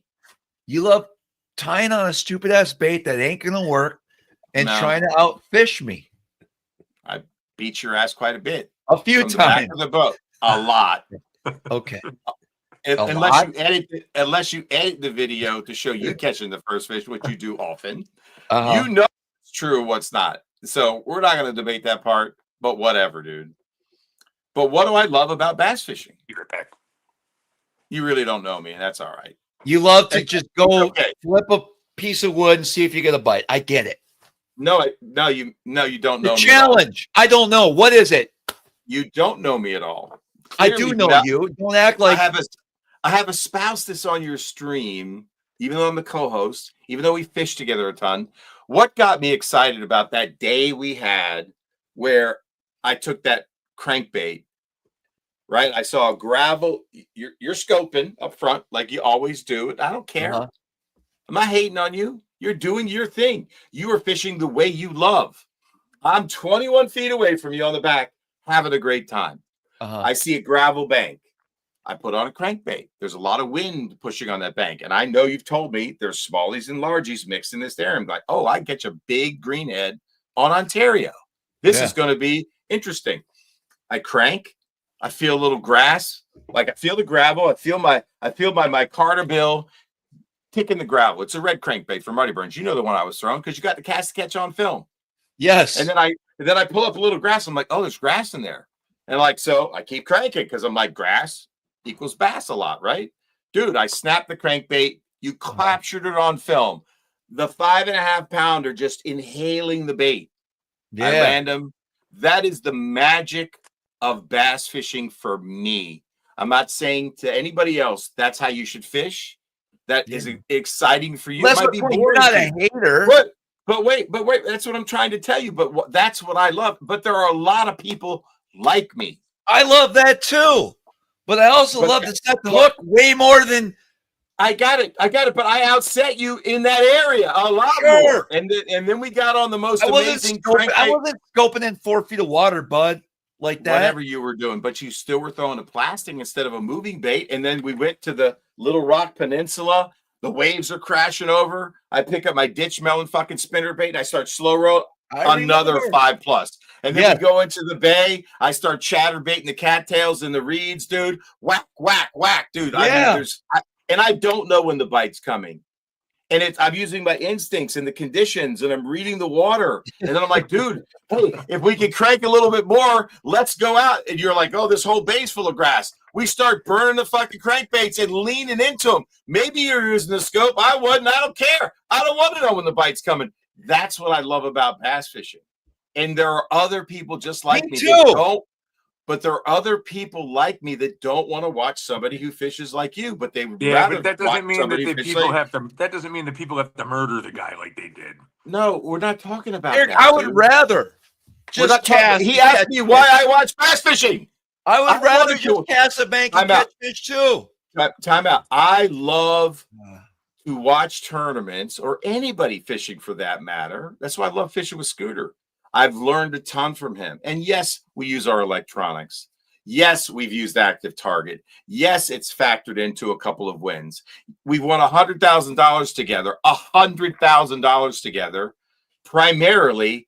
And I don't know that I've ever caught a fish looking at the box. And it doesn't matter to me. And I don't care what he's doing up front. I know he's putting me around fish just like you're putting me around fish. So the technology is amazing. I don't hate Easton Fothergill. I just want to watch traditional fishing. And I want the magic of that experience of using my senses, my rod, my line, my lure, my reel, my eyes, my feeling. I don't want to look at the screen and do that. That's me. It's a very personal statement. And so I'm excited that MLF gives me 2 periods where I get to watch the best pros. Yes. And you know what I really loved in the team tournament? Yes. Oh my God. I loved watching Brian Thrift struggle to catch a bass behind the guy on the front. You know what else you love? You love struggling on tidal bodies and fishing with your buddies, but you also I love the grind. You also love hogging the live scope when you get the opportunity. It was fun for a minute to do it with you. You gave me a shot. You said, I want to see you use it. And I said, all right, I'll try. And that was the setup. You said, I want you up front. And I'm like, I'm reluctant to go up. I don't want to do it. You're like, come on, dude. And you finally started telling me. You weren't going to get thrown out of the boat. Right. And when it's calm and you know you got an opportunity, which I agree you should, you take advantage of, and that's fine. It was fun. And that's why I love fishing with you, Eric. All right. So I said what I said. There you go. And thank you, Jody, whoever the powers to be at MLF were, for giving me 2 periods where I can see the top level pros in the world on the planet try to catch a fish, doing fishing the way I would like to do it, using their 2D. I can't use 360 anymore, but you get what I'm saying, right? I like that. I like it. I love the bait. I love the gears. I love bait hacks. You know, I mean, hell, Jody reached out to me and said, man, hey, how'd you color that Z-Man? I've been looking for a solution. That gets me off. I like that stuff. I like to create shit. You love creating everything. I mean, look at that new hat you're wearing. Talk to So me the about whole that. the What whole the- creative, what- I already I've never talked seen about that it, man. before. I love throwing a glide bait and watching What a is fish that, come out of Eric? a What's tree with the top. Bass Lab? Let's get back to reality here. Just Where are you real going? quick, real quick. Brendan Brown from BBC made me a bait, right? And you know I like big baits, right? I like micro baits to big baits. I like everything in between, man. I'm a junkie when it comes to exploring new techniques, the visual aspect of throwing a topwater, watch a fish blast it, not knowing when the bite's going to come. That's what gets me off. I love that stuff. I love bait hacks, dude. I love throwing that beetle spin with you that morning. I know. I won the morning session with you guys. Who fucking throws a beetle spin on Lake Ontario with a client you got in the back and you've got your scope? You've already been to this area. You know it well. You were still in 4 feet of water. Doesn't matter. I outfished you. A beetle spin. That's exciting. That's what drives me to do fishing. There it is. I said it. Yes. But I don't care. Anyway, man. But I get your point. Why were people hating on him? I think they hate the way it's going. And that's all it is, man. Nobody has to call an old pro who's a legend, washed up, lazy. Nobody has to call a young kid that's 20-something winning a bunch of money. Nobody has to hate on Jody White for taking their money with live scope. He's excellent at it. Everybody has the same chance to do it. It's just that people have different flavors that they would like to see in the sport that they love. That's right. That's it. That's all it is, man. But Eric, they all have it. There's no but, JP. It doesn't matter, JP. JP, I don't even know what you're talking about, bro. I'm identifying with the group of people who sound off that are misguided in their commentary, right? They want to see traditional bass fishing. I just want to know where these people are, because when you go to a lake, every single boat. JP, what you're looking at is tournament fishermen. It is a minority. What I learned, and I think I said this, I was on Bass After Dark, right? And I had to fill in for Brian the Carpenter. So I told you I streamed at the Bass University, and me and Rob Jordan, who's probably one of the best. I don't know. He's down south. He's a spotted bass fool. He makes his own lures. We did a bait hack episode. I had so much fun talking about bait hacking.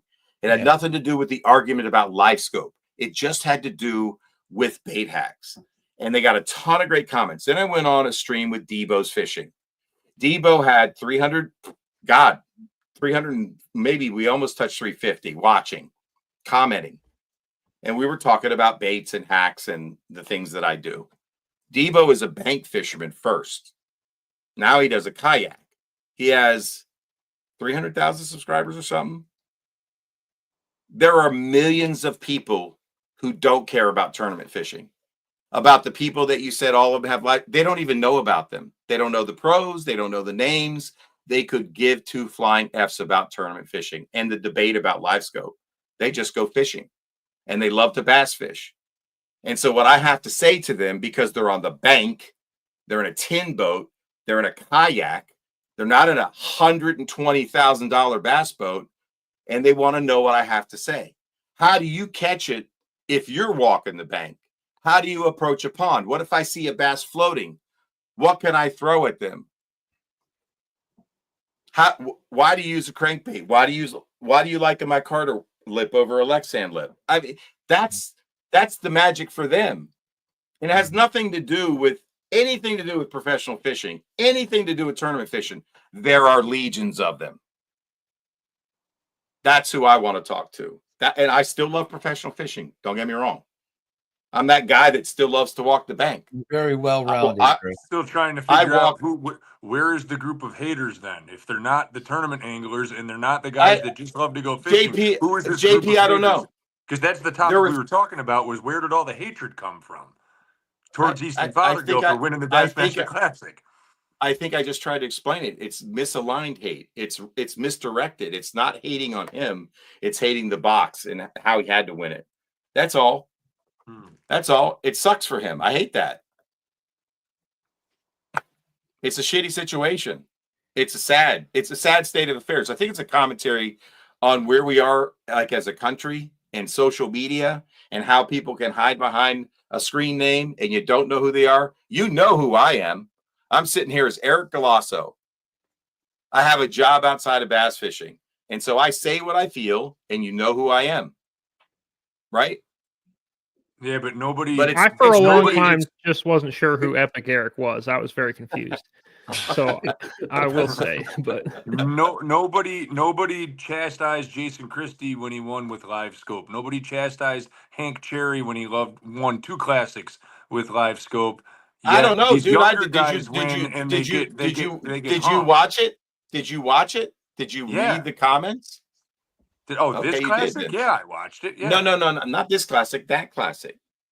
Nothing like this classic. Absolutely. But where was the debate? Nothing like this one. Where was the debate at that moment?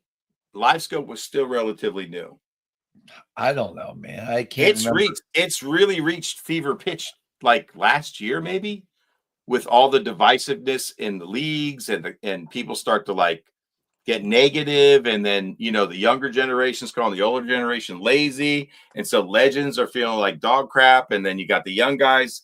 Dude, you could see how it just foams up, right? I thought of this, Eric. I want to do perhaps make videos when I'm out fishing on how to catch them without and with, and it would be the same technique.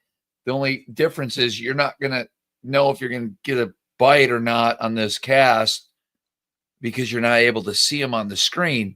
But remember, that's what I love about fishing. Yes, and I get that. And we're different humans in a lot of ways, and fishing dramatically different. That's why I love tying flies. That's why I love trout fishing. Yeah. I didn't use a screen when I was in the stream, wading in that stream. I'm reading the water. I've tied my own fly. I'm presenting it on the seam. I see a boulder. I loved trout fishing because of that. I love pier fishing because I'm like up 30 feet in the air. Yeah. And I get to throw a lure and watch a Spanish mackerel zip by at 30 miles an hour and either cut me off or hook up, and then do a run that's like screaming my draft. I just don't know why there's got to be so much hatred. That's all I'm trying to say. I agree with you, man. Everyone I'm trying to fish hate the on way they you. want to fish and fucking chill. Point.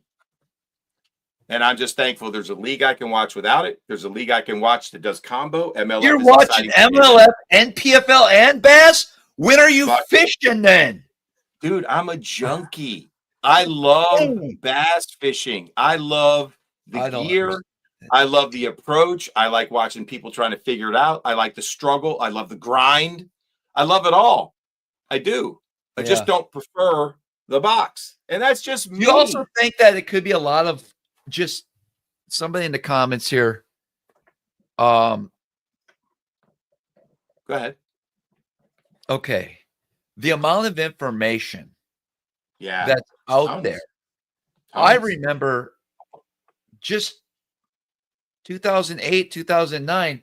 I remember taking pages off of Bassmaster magazine that might have talked about a technique or a lake, stapling it together and putting in a folder that was labeled Lake Champlain. Boom. Yep.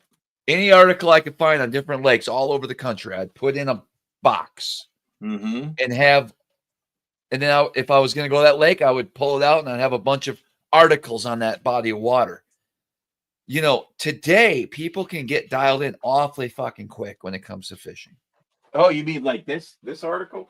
Let's see. I'm not going to show what it is because it's not a lot of tournament money. So, but this article? Yeah. That article on modifying a bait that won Anglers of the Year for 2 of my river rat friends. I went out with Kramer using my modified bait. I caught 17. He caught 1. Same bait, and I modified it. I showed him how to modify it. He used it all year. They won Anglers of the Year and multiple tournaments on that bait. All I know is so having said all that, that's again the magic for me of bass fishing. I took my 7-year-old son a couple weeks back. He didn't want to drop the bait down until he saw a fish on the scope. And he's smart. Why waste your fucking time? Yeah, you will wait until that fish shows up on the screen. Here's what the hate is. You just hated on me and everybody else that fishes. I'm not hating on you, Eric. We're not beating you up. Why would you want to fucking cast until you see the fish on the screen? Because I fucking like the fish. Good God, I don't want to cast if I'm not going to get a bite. I got it. You're a different guy. That's the whole point. No, dude, we are so so don't opposite. even start. It's the yin and the yang. No. But see, you can't respect somebody who wants to make a cast, not Yeah, seeing his fish. but if you went out and won a tournament, when it's off camera, Eric. If you went out and won a tournament, I got bushes, everybody at once. If Eric went out tomorrow and won a tournament, flipping bushes and cranking lily pads with a chatterbait and everything, there wouldn't be somebody in the comments going, "Screw him for fishing with a bait caster in 4 feet of water, flipping them damn bushes. I don't want to watch that." First of all, I'm not a pro. Second of all, there are lots of people who like to fish that way. I'm saying hypothetically, Eric. Come on. There's no hypothetical. It's just a bad example. But anyway, nice try. Jody, you got anything for me? Because I've taken a position here, right? I don't even know why we're fighting, Eric. God dang, I'm trying to love you here, bud. No, you're not. I'm excited to have you come up here and fish with me. I don't care. You made several comments. You just want to flip by a log and see if you get a bite. Dude, stop it. Stop it. That's the hate that gets people ignited. You started to hate, Eric. Did I say anything about, all I said was how I want to fish and what I like to watch. That's all I said. I'm not mad at anybody. All I have for you, Eric. All right, pure love. 100% love right now, man. Jody White, you're the only representative from a tour here on this goddamn program, and I know you've enjoyed the back and forth. That's why people tune in. But what do you have to say about it? Are you excited that MLF did the 1 period on, 2 periods off? Why did they do it? Do you think it's going to last? What do you think about MPFL? I mean, since again, it's so incredible to me that every freaking Bass After Dark, true, like 7 in a row, Bass After Dark, invariably. The conversation goes to scope. So there's something there that's grinding on people. But anyway, Jody, I asked you like 4 questions. Do you have a thought? Originally, when we started limiting scope in the fall, I would not probably have done it, but I think it has turned out pretty well. Because I think it does give variety. And it definitely makes it harder for the fishermen. So for sure.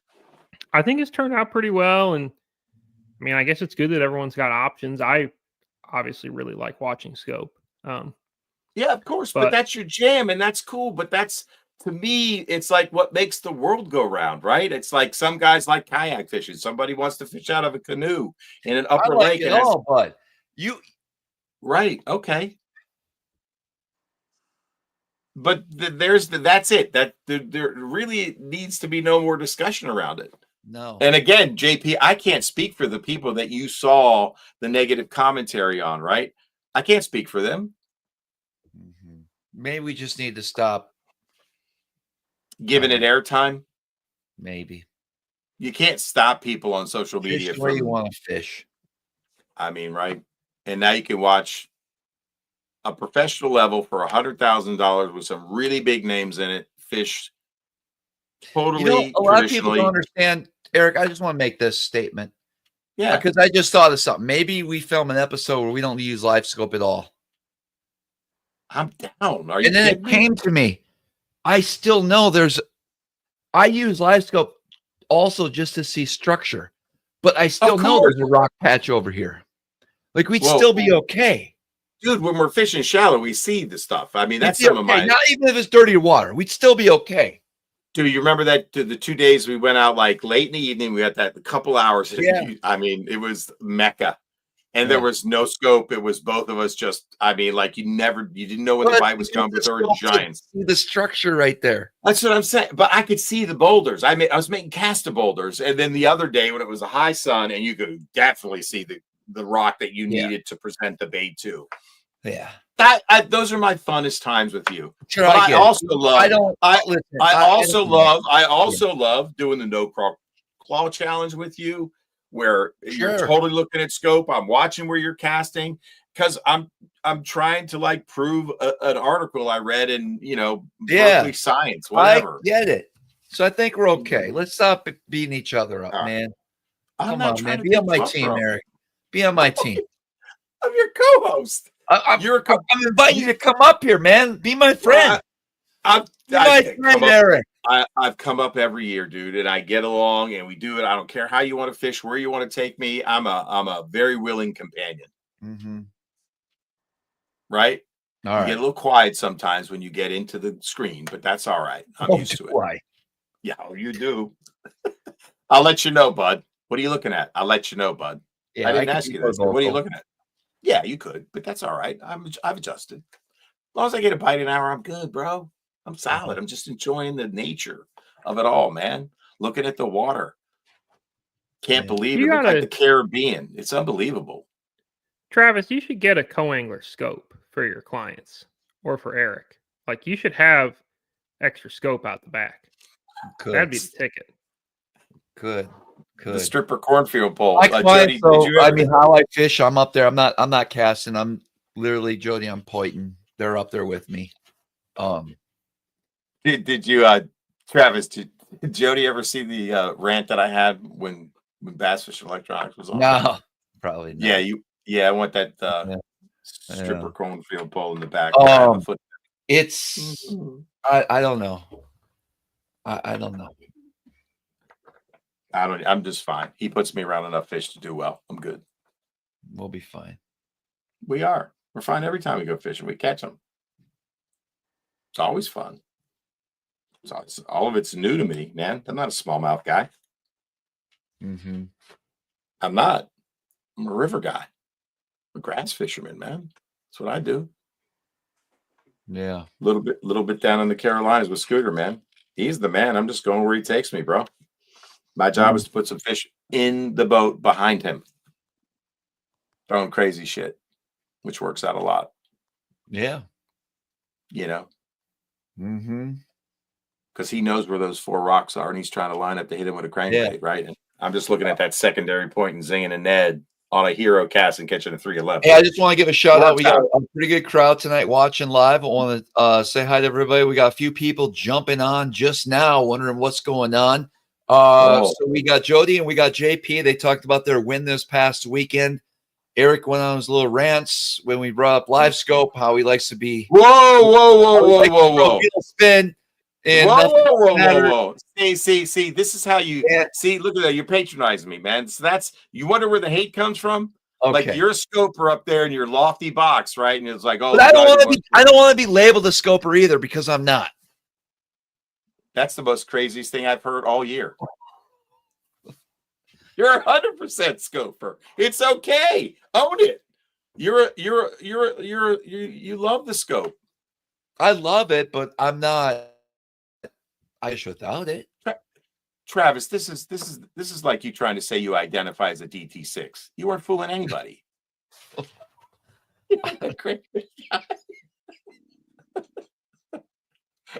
JP, are you interacting with the chat? Any questions speaking of river fishing and shallow fishing and everything, we just got done rigging Jody's new boat. Jody, I know that you might be looking to offload that aluminum boat. I think now might be a good time to bring up. Jody's got a beautiful, what is that, a 21? Boat for sale with a lot of money winnings in it. That is actually an incredible segue, and it has been to the Red River and loves stumps. Oh, geez. But yeah, I've got my Vexus for sale. It's a 20-footer with a 200, and it's got a lot of hours on the motor, but a lot of warranty on the motor, and the hull is new as of last fall. So, honestly, it could be a really good boat for somebody. What are you asking? It's got Raptors, trolling motor, everything. What are you asking for it? $40K. What do they retail for? I don't know. If you bought a new one, how it was rigged, it'd probably be 65 or something like that. Do the electronics come with it? It's got 2 Lowrances, and you can add more if you want. But okay, you're a box and a transducer away from scoping. Oh, there you go. But as I'm trying to sell it, there are no scopes because I moved them over to my actual boat. What do you have this year? I've got a Phoenix 921. Oh, nice. New to me.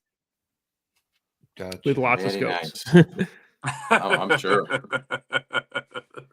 Do you use the saltwater unit? I don't have it rigged on the boat right now. Yeah. Partly because I was like kind of in a hurry. And I really wanted to get fishing. and it's a little bit more of a summertime thing for me. But I will. It'll be in use at some points this year for sure. Okay.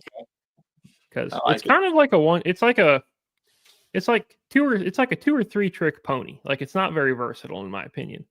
But it's got really good tricks. Saltwater scope for the best perspective or forward. I have mostly used it for forward. I've seen some cool things with it in perspective, but mostly I use it for forward. Right. Because I can see a smallmouth like 230 feet away on Champlain when they're, up high on alewives or something. And that's, cuts down the finding process pretty quick sometimes. Got it. Yeah. That's enough for me. JP, when you see me next, maybe we can re-rig my bow a little bit. I have so Steve from Bass Fish Electronics, I had great plans of using that saltwater in perspective. And yeah, for the life of me, I cannot get perspective dialed in to how I want to fish with it. So Travis, you laughed. So I was out with Jack Rinkers, right? So he's got a new boat. It's a Skeeter. He's got the mount that raises up the live scope on the front deck. He's got 360, and then he's got another unit, and he's got a big 16-inch on the console. So he's trying to dial it in and stuff, and he's also got the turret, right? So in the foot pedals. And dude, we must have spent 4 hours trying to get that thing right. Yeah. At one point, he had turned the arrow backwards, so the arrow's pointing it like this out, and he goes, "Oh, now I can see everything." But he could only turn like 10 degrees to the right and left. Finally, I'm like, Jack, you're flipping docks. Stop it. Turn that shit off. And he flipped the next dock and caught a 6 or 5.11. And then he lost another one. I'm like, well, did you see him on the scope? He goes, I didn't even have it on. I'm like, dude, what are you doing? 4 hours. That thing weighs like 100 pounds. Do any trolling motors that have all that gear on it, 360 transducer, the turret, and then your regular motor? I don't know. Is there any lift assist mechanism out there, Jody? I don't think so. I have the Quest on my boat with all the stuff on it. How much does that thing weigh when you try to put it in the water? There is times I will not pick that trolling motor up just because I don't want to pick the trolling motor up, if that makes sense. I should have taken a video because at one point he had Dane holding the trolling motor up. What was happening was the turret, there was something loose. So we would get the scope dialed in, and I had to be the guy casting so they could see me reeling in a lure in the cone, right? Whether it was a little left or right, you know how it does with the scope, right? You got to be left or right sometimes your transducer. Anyway, so then we get it dialed in. 10 minutes later, Jack's like, I can't see my lure anymore. And I'm like, oh my God, here we go again. We did that all day long. Finally, there was a bolt that was loose on the turret. So every time you would turn it, it would just get, exactly. It was unbelievable.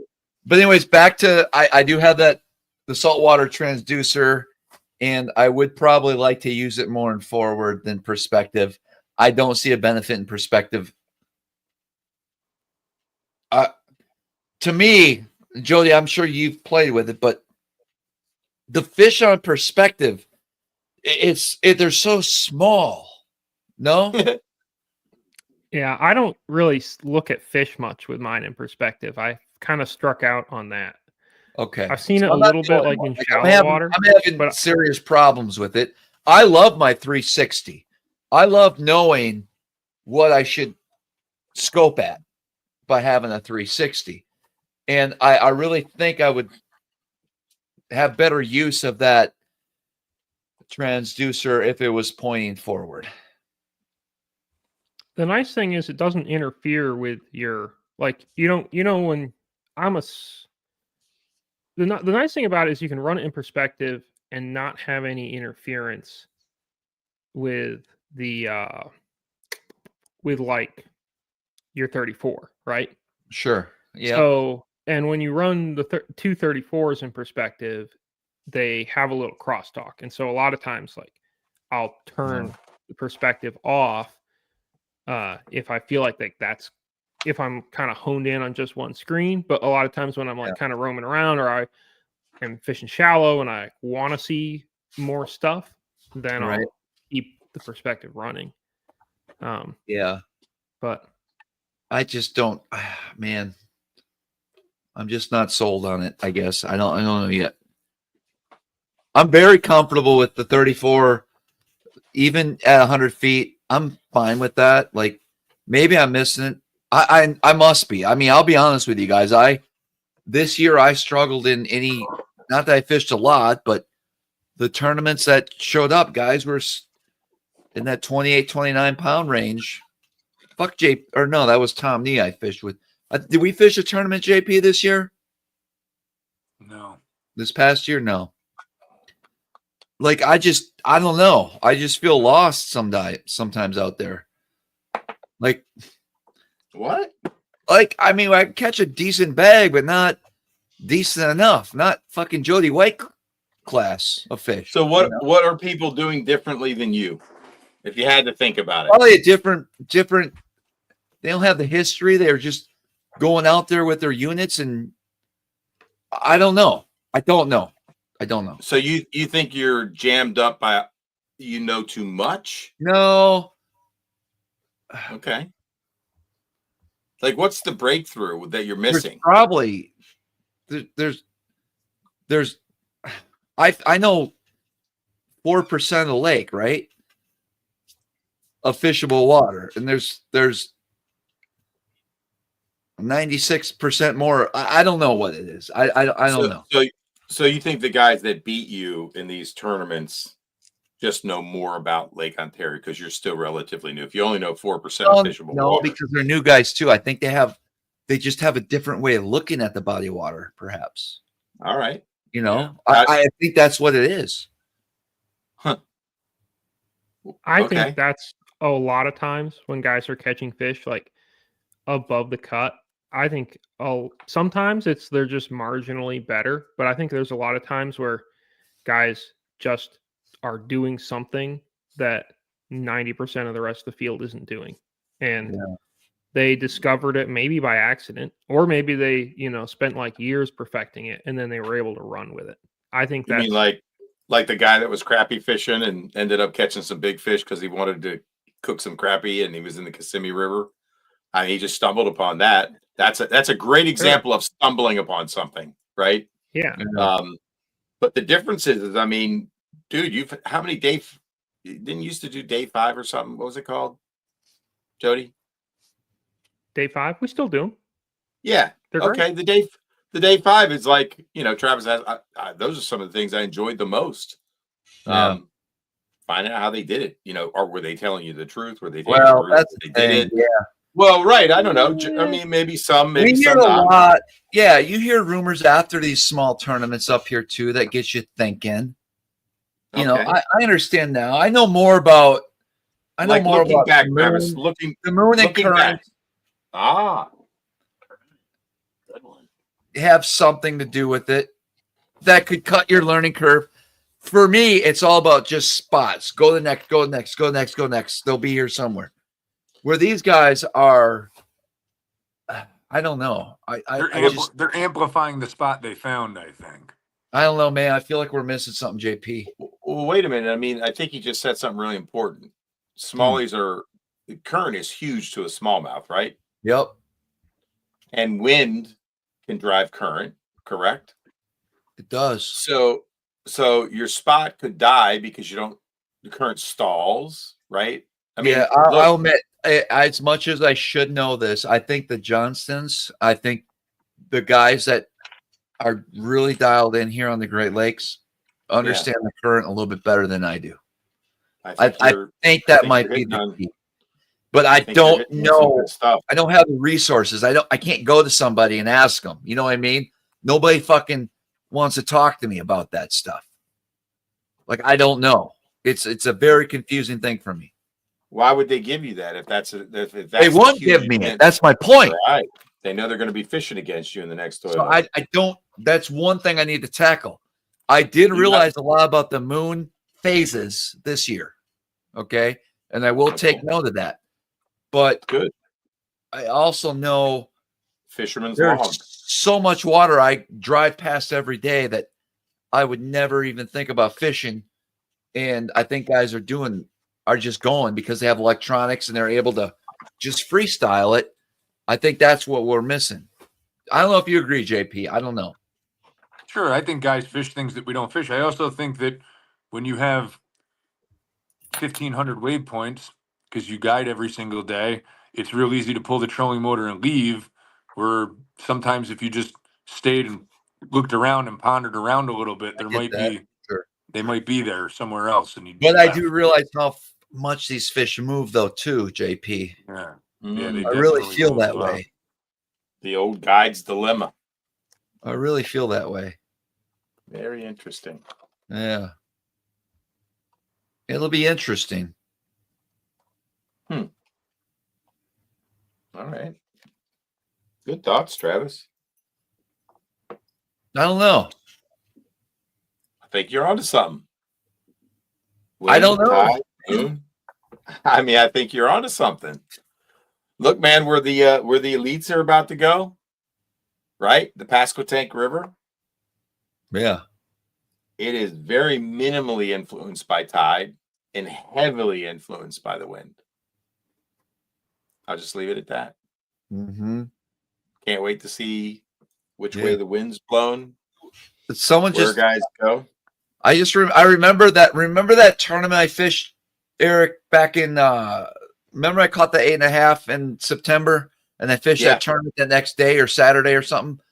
Yep. And there was I had a pot of fish on a boulder and then I had a pot of fish out deep.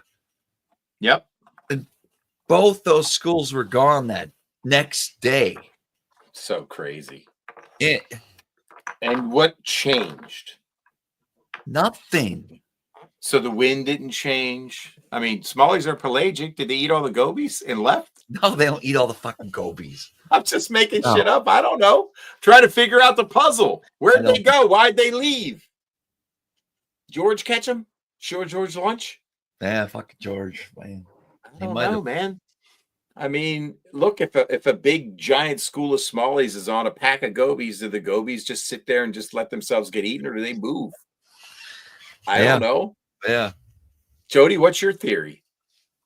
I kind of think gobies are just like carpet there. I think there's a goby every 2 inches all the time. Okay. I think the gobies are the I don't agree. The bait doesn't move. They're goby eaters. The gobies. All right. Why did the smallies move? Jody, I'm just asking you the question. Big school. How big was the school, Travis? I mean, there was a bunch of them on it. What, 30, 40, 20? Yeah, 100. 100 fish. Why did they leave that boulder, Jody White? It wasn't a boulder. It was a 40-yard chunk rock, couple boulders here and there. Okay, really good, juicy area. Yeah. Why'd they leave, Jody? I don't know why, but I think that if we've learned anything with scope, it's that fish swim around in the middle of nowhere way more than we ever thought they did. Okay, At so they times just we never thought they did. Just being fish. I mean, JP and I were talking about it the other day, right? Like, what was it? If we didn't have to sit on the ground, why would we sit on the ground? We'd go float up in the air a little bit. We'd just check things out. You know, birds fly all over the place. Like, didn't we always know fish suspended? That's not new information. They were the hardest fucking fish to catch. Yeah, but how many did you think there were? Did we? Yeah, think there were That's a good point. 2/3 of the population out there, 3/4 of the population, or did we think it was like just sometimes they're out there? I think I remember reading Bassmaster articles like 60% of the fish are off the bank. Maybe. Yeah. I used to think that I threw a drop shot. It could be 80. It could be 90% of the fish are off the bank, right? So years ago, Eric, when I threw a drop shot and got that bite, I thought it was because that fish was sitting on the bottom right there where I threw that bait. They weren't just mid-water column and then go down. So, Travis, here's a question for you. I mean, if that's the case and there's a bunch of smallies floating around in the middle of the water column on, Lake Ontario. Okay. Maybe just I know where you're going with this. Okay. Maybe you're just approaching it all wrong. All right. Maybe you need 2 saltwater transducers. Put one of them 100 feet in front of the boat. Put one of them at the boat. Then you can look 300, probably 500 feet. You'll There you find go. So Jody, is what you just said true in your opinion on Lake Ontario? Is 90% of the bass just floating out in the middle of Lake Ontario in the middle of the water column doing nothing? Not on a rock, not on a boulder, not on gravel, not on chunk rock. I have very little experience in Lake Ontario, but I would not be shocked if there is a really big population of fish out there. And they would be and untouched. I think they'd be very, very hard to consistently catch because it's such not even shaking a minnow. Oh, you could catch them. I think it'd be very hard to consistently find them. Because it's such a monster body of water, right? Makes sense. Yeah. This is I'm going to give you how my mind works. I've talked about this before. This is really important, and maybe you guys can help me. When I drive down the road, when I'm driving, you know where I'm going is, Eric. I do. I look out at a cornfield to my right. Yes. And I see a little ditch, and I see a little rock pile out there. I see a little tree. Yes. Like that's how it's like in these big lakes. Yeah. And think of a massive cornfield that's 40 acres, 60 acres. And then we got these little bass that are this big. It's overwhelming. Yeah, it's huge. But that's their house, man. They can do what they want. It's a huge house. They can swim to the bottom, eat some gobies. They can pop over and eat some perch. They can eat an eel pound snout if they want. When the reset comes and we get these massive floods that are going to cover a lot of Northeast and a lot of the South, like this is all going to be water. Like I think here, like where is this smallmouth? How are we going to target smallmouth? Right, because when all this shit's flooded, there's so Jody, much. I might need that Vexus. It's impossible. Jody, I might need that Vexus. Just FYI. Just hit me up. You got my number. You know who I am? You know what? Do you know who I am? Do you know who I am? I think you're Epic Eric, but I'm not sure at this point. Anyways, I encourage anyone driving down the road to look in the next field that you pass and see that ditch line and see that rock pile. And that's because you're going to want to mark it and fish it during the reset. No, not just during the reset. That's what it's like on the lake. And well, no, it's not true, Travis. They don't do that. Jody just told you that 90% don't give a fuck about the ditch. No, they care a little bit about that. Do they? Are you sure? Maybe when they're coming to the bank when they're coming to the bank to spawn, but they own the lake. They can do whatever they want. They roam freely. I don't think they leave too far from there.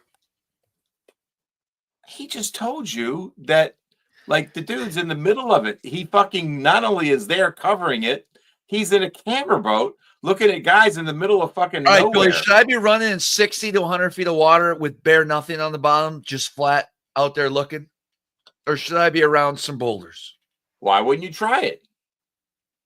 I mean, what if you found them? On Champlain, we catch fish over 100 feet all the time in the summer. And granted, they're on alewives. Which I don't think there's a lot of alewives. We got bait fish out here. They're not all sucking down gobies.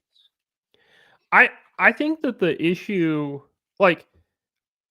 small lakes are pretty easy to scope comparatively because you can eliminate big swaths of it quickly, right? Yep. Yeah.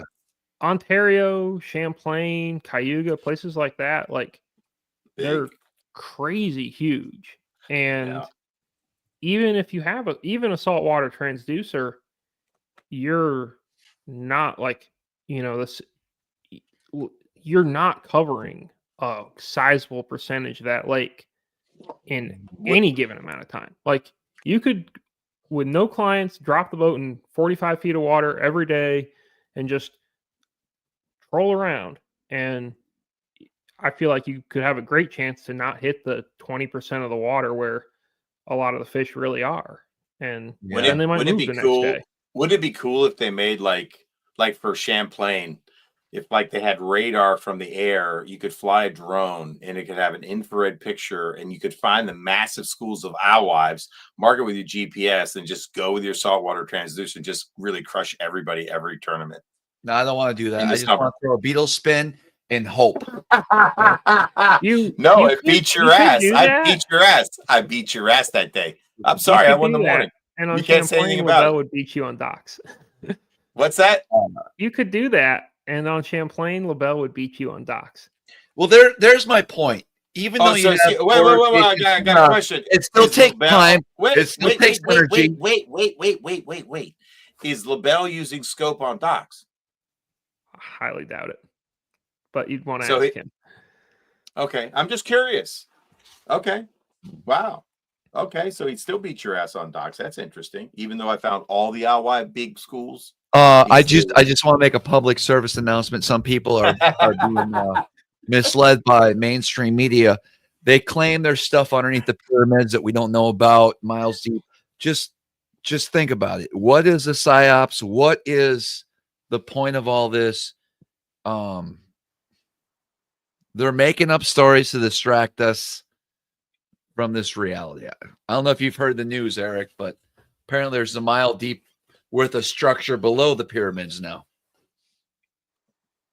You don't follow? Is this new to you? Brand new tonight. Okay. Yeah, big news all over everything. Send me a link. I'll read up on it. I'll do the research. It doesn't matter. It's a false flag. It's to direct our attention elsewhere. To where? I don't know. And for what? I don't know. Okay. JP, you hear about that? I don't go down them paths with you, but I'm just happy to wake Joe, up. do you hear every morning about that? Go to work. So none of you. I've been worried about fish and stuff like All that. right, never mind then. You got no bites. What the heck? Sounds momentous, but It's huge. It's huge. They actually do. Eric, on a side note, the deer hunters are now using drones to use infrared to help recover deer that were not hit the best way possible now. The guy shows up with a drone and he flies it over your farm, and you can YouTube it. It's actually pretty cool. He flies over the farm and the deer show up like red blobs, and then he zooms in on it with the drone, and then he's got a real high strength camera, right? Yeah. And yeah. they can see the deer, and he'll go and look at all the individual deer, and they'll find the deer that you hit. Yeah. And in some states, it's illegal, even if he finds it, for you to go and get it. Why? I don't know why.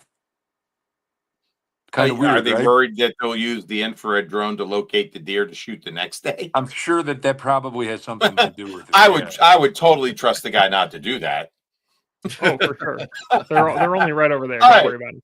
Oh, I would totally trust him not to mark the deer that weren't dead, but will be dead. I found some turkeys on a side road the other day, and I was half tempted to shoot them out the window. Not that I'm going to do that, but I'm just saying. I think you said you already did. How was that turkey leg you just said? I think you ran out in the garage and fucking ate a turkey leg before you came out. You shot through your car the other day. There's a lot of turkeys up there in Clayton, dude. Yeah. There used to be. He's been eating them all winter. I'm sending what is that? The New York park rangers? I'm sending them to your house, man. I'm reporting you, dude. You have a tag for that turkey? Like 8 turkey legs in the trash can sticking straight up. Anyways, I just think it's fascinating. I'm excited to get out there and learn more with my forward-facing sonar and explore some of the waters that I haven't had the opportunity to. I think that's great. Jody, did you hear my poem that I did? No, but it's about past my bedtime, so make it quick. No, I'll send you the video. It's in my archive. You can enjoy it on another day. That would be nice. That would be nice. Yeah. Exactly. All right, good job, guys, on Candlewood. Yeah, very good. Congratulations again. Way to go. Scope wins again. Nice work. Thank you, sir. Appreciate Thanks, it. Eric. Good job, JP. Killing the Yeah. game. Later, Jody. I'm bouncing too, Bye, boys. I'll everybody. see you later. All right, we'll All right, see you guys. guys. Until next time, We're we'll not see you on the water. we're We're not done. there. Oh, what happened to the screen? It's just you and me. I don't know why it's like this.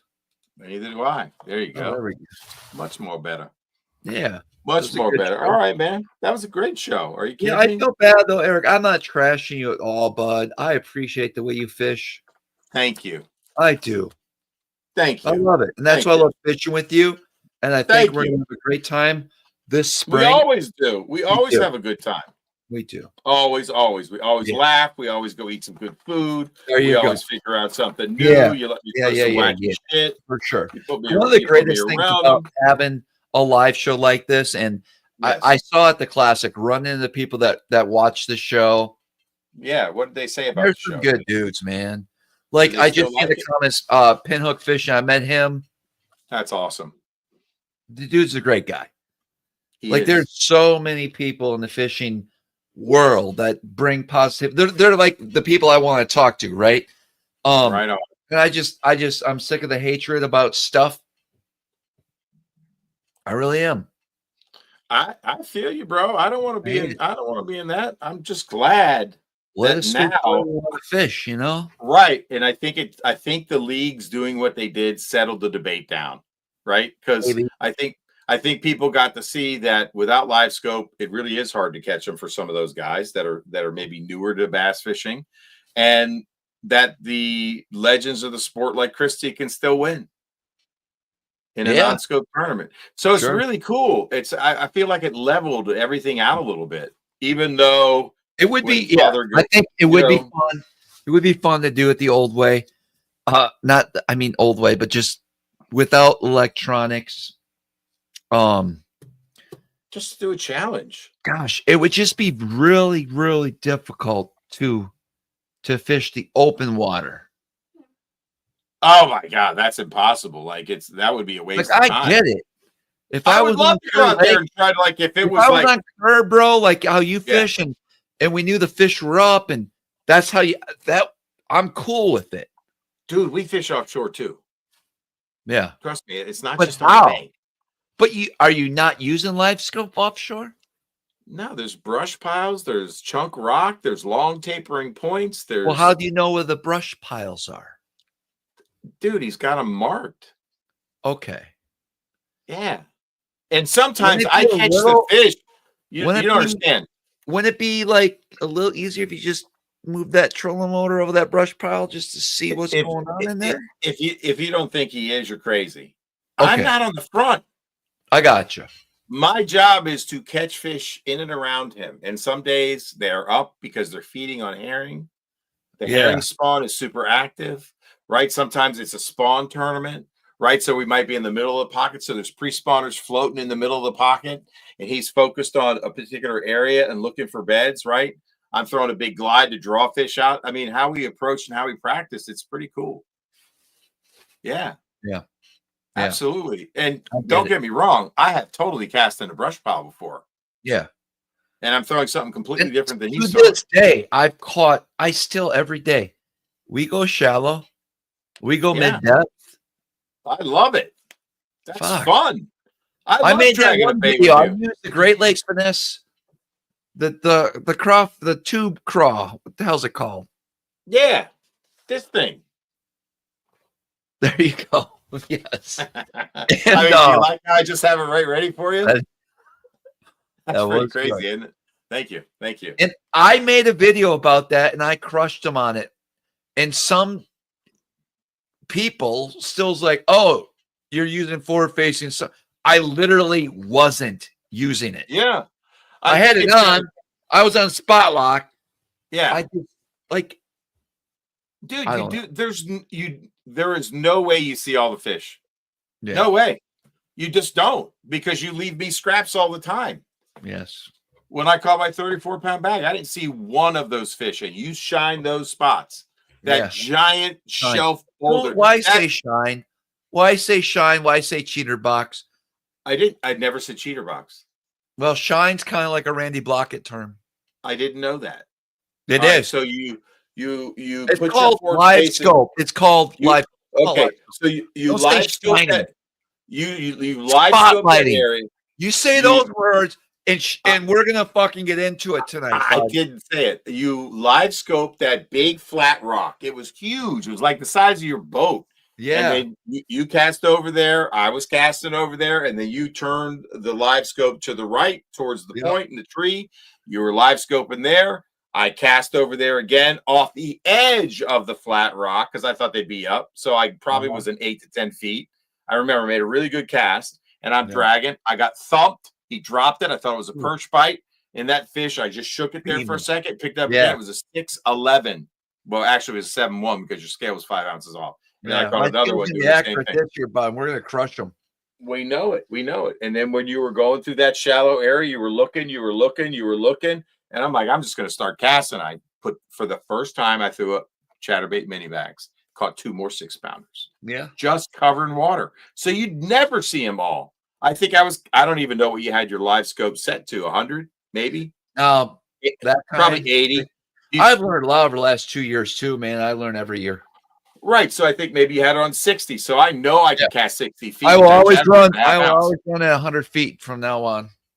Right. So I'm saying I was casting outside where you were looking, and there were I'm just saying 4 6-pounders. 3 years ago, I was a shitty live scoper. I don't know about that. I still am. I don't know about that. I mean, I think you could always get better. You know? Again. Clearly, that was just a spawning bay, and you know, and then we started throwing the glide baits, and dude, the number of fish that came out and followed those glides was really stupid. That was unbelievable. That was exciting.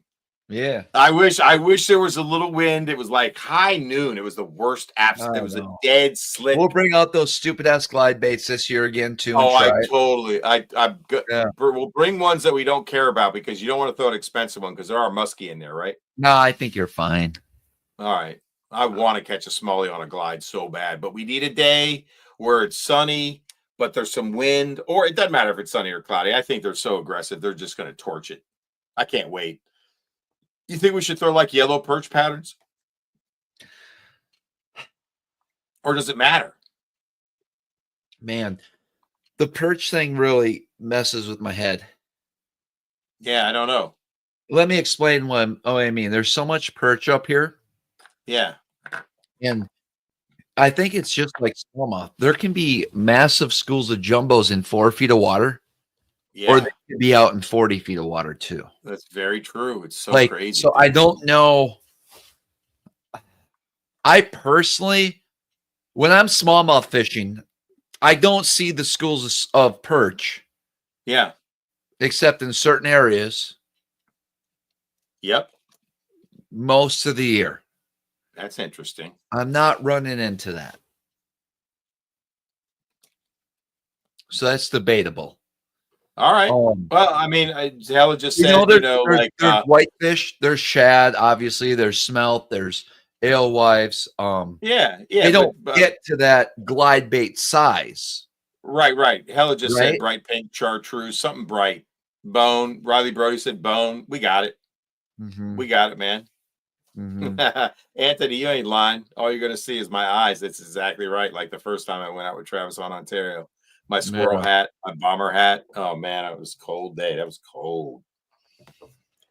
I mean, the times I've thrown the glide bait for smallmouth, obviously, I think I called you that day. Yeah. It was pretty incredible the amount of fish that it drew up, but it's unbelievable. They couldn't get them to take. That's one day that stands in my mind as far as a frustrating day of smallmouth fishing. No doubt. There's been a few where you called me. Remember that big giant school? And then I'm like, do the 3-pound test thing. Yeah. Oh, yeah. That was a mega school. Mm-hmm. Mega. Yeah. Yeah. I've ran into that a few times, but who knows? We'll see. There you go. Drennan, 3-pound, comes in a pony spool, 18 millimeter, 3-pound test. Yeah, that's tough stuff too, man. Steelhead leader. Mm-hmm. That's hard. I've got some 2-pound. I want to try that next. Well, I can't wait to get you up here. All right, we'll be in the water next week for sure. Awesome. Looking forward to it, man. And we'll do some damage. I want to bring up some crazy stuff. I don't know what I got. Might be blade baits for a while, bud. Oh, that's true. You know, I'm so good at those too. I don't know. No, I don't know what to expect. I think we're going to be all right. We'll have fun either way. We'll eat some good food, talk about life. We'll catch some fish. Oh, we always catch fish. I ain't worried about that. We'll find something. Be able to go back where we left them in November. dragging the bottom. Ooh, I like that. Especially if it's not windy. Yeah. Yeah, I love dragging baits with you. That's a lot of fun. I love that. Do you? Did you Oh like my that? God. I love dragging a bait. I didn't Oh. realize how special of a day that was. Mm-hmm. I don't even think. I wonder. Bear with me 1 second. Yeah. I just want to go on my YouTube and see if I released that video yet.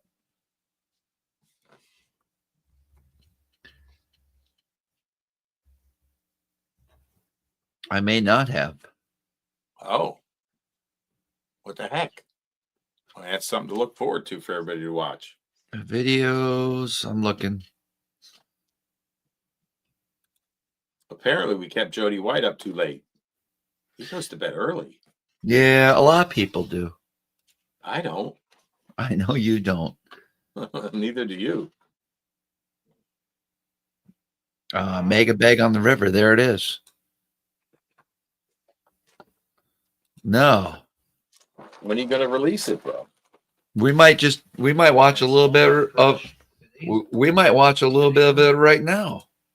All right, let's do it. Why not? I'm in no rush. Stay in the river today. Looking for that 30+ pound bag. Be off to a pretty good start this morning.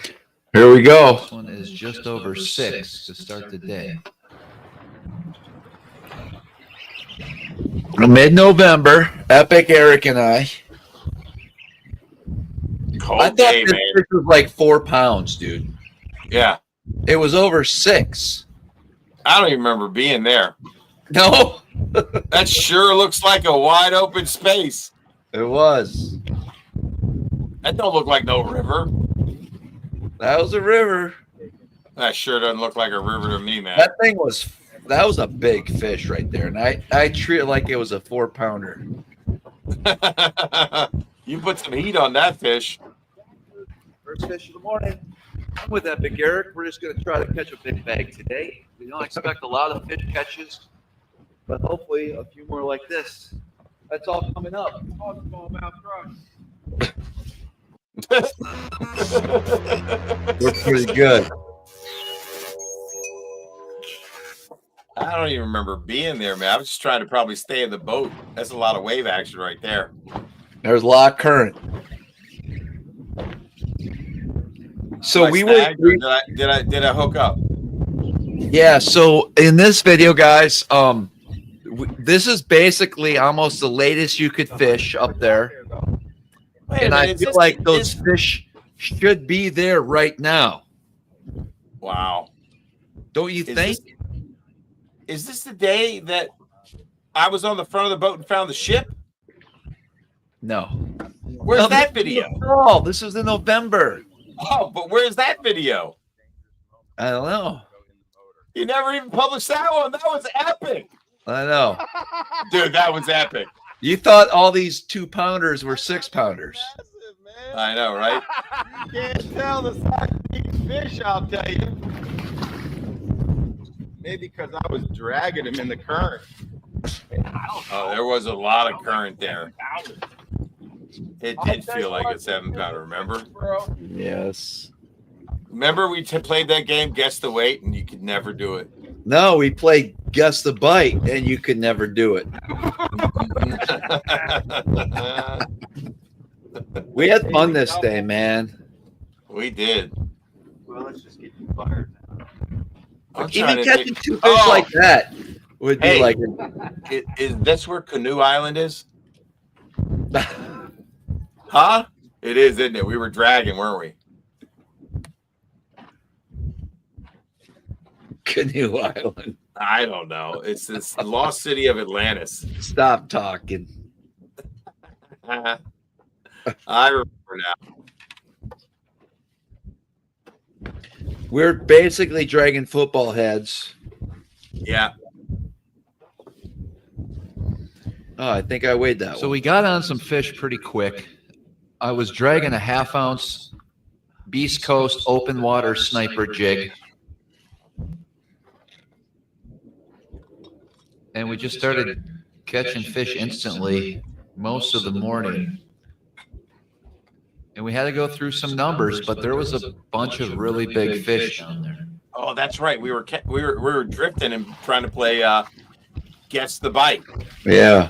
You kept looking at my rod tip trying to tell me when I got a bite. I can't wait to start doing that all year. Yeah. Drifting. It is kind of fun.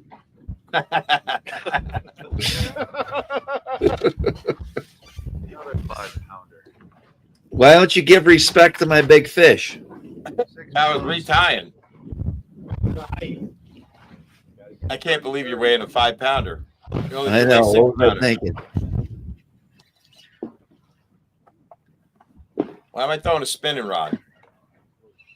I don't know. So when I'm dragging, I honestly prefer using the bait caster just because I love setting a hook with it, been like Carolina rigging. Oh my god! But when I'm with clients a lot, we will drag with spinning. Yeah. I just prefer a bait caster. That was like tuna fishing. We had like 200 yards of line out. It was ridiculous. But you can do both. No, totally. But it is totally fun setting the hook on a bait caster because you can just whack them. I know. I got that. It's a St. Croix Legend X. I think it's 7-1, medium heavy or medium extra fast. That's so fun. It's the best. Yeah. I mean, that wasn't even that big. No. Travis won't weigh my fish. I think one made the team that day. I don't drag with 200 feet of line out. When do I ever do that? I think it's the first time I've done that. Daily double. Are we drifting or spot locked right now? Drifting. That's what I thought. It looks like we're standing still. I think I'm telling you when to set the hook, though. Yeah, you kept telling me.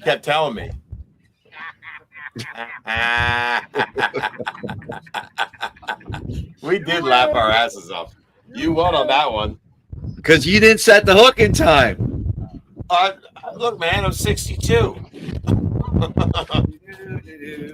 When do you think I've ever drug a football jig in 40 feet of water or whatever it was? Right here, 200 yards of line, right? First time ever, and it was fun. Travis, you won the set game. We were playing a game. He did. And I said, Travis, see if you can tell the bite before I do. I kept calling rock, rock, rock, rock, rock. He's not that big. Well, it doesn't matter because Travis wins the game. Here he comes. It is a fun bite. It is. Let a bunch of line out. Yeah, you get to reel the fish in. Like some of those fish that jumped like 100 yards from the boat was bizarre. Yeah, yeah. It's truly because it's just like ding, ding, ding, ding, ding, ding, ding, and all of a sudden you lose contact with the bait. Like he picks it up and comes towards you. You don't feel anything. Gosh, it was a good. Those were many good drifts, actually. Yeah, guys, we had a really underappreciated day. Mm-hmm. Looking back, this was. I was a little impatient here. I'm like, you were man. Like, where you going, man? I think this spot we were in like 40 to 50. Yeah, and it was like a 100-foot deal, and that's why we reel up, we move back up, we drift down, and we just keep hitting it. Yeah, because you could tell when you got out of the good stuff. Yeah, you're excited here for some reason. Look at the size of that thing. That was a big one. I think that might make the cut. Oh, now it's a much nicer day. It got better. It was cold in the morning for me. I think this was my because we caught over 30 pounds this day. I think this was a you got one on. I thought I caught a 6 over here too. You probably did. Dude, look at him dogging. I thought it was giant. So I think Eric was using Cortland. We're using white braid on that. Yes, probably that helped. 8 or 10. Probably 8. Okay, probably 8. And what size leader were we throwing? 8 or 10? 12. No, 12. Yeah. Sometimes you step it up to 14, don't you? If it's really Take your time. razor muscle clam. Yeah. Take your time. I think something was going on here. Come on, man. What are you doing, dude? It can't be that hard. You need some nips. Dude, I'm about to grab that from you and do it myself.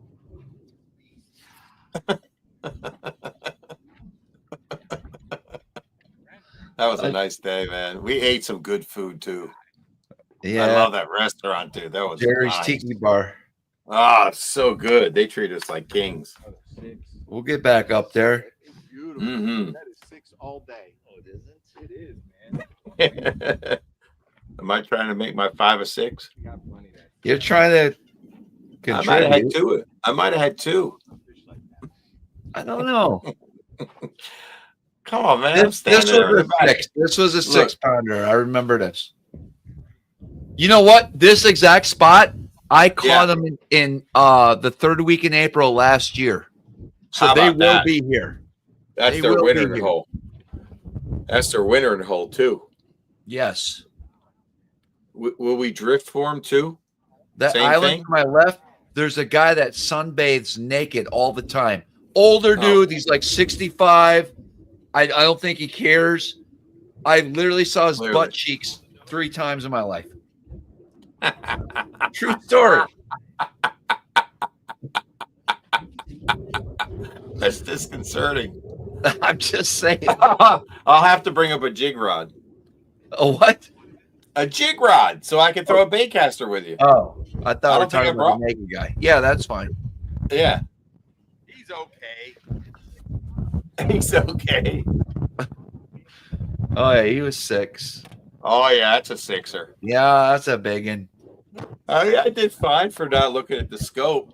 I mean, mine are. We mine- weren't mine are- scoping though. I'm just messing. Yeah, you would look at the good rock and you would move the boat so yours would drift over the great stuff.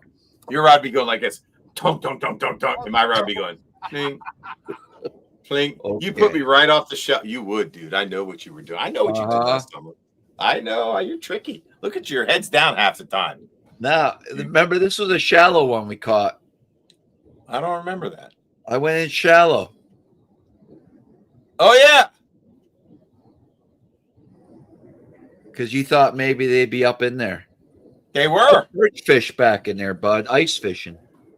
That's crazy. That's where I was 2 weeks ago. What'd you catch them on? Well, that concludes the day. All of those fish came on a Beast Coast open water sniper jig. We had 33 pounds. That fish came shallow, but most of them were in that 30, 40, 50-foot range.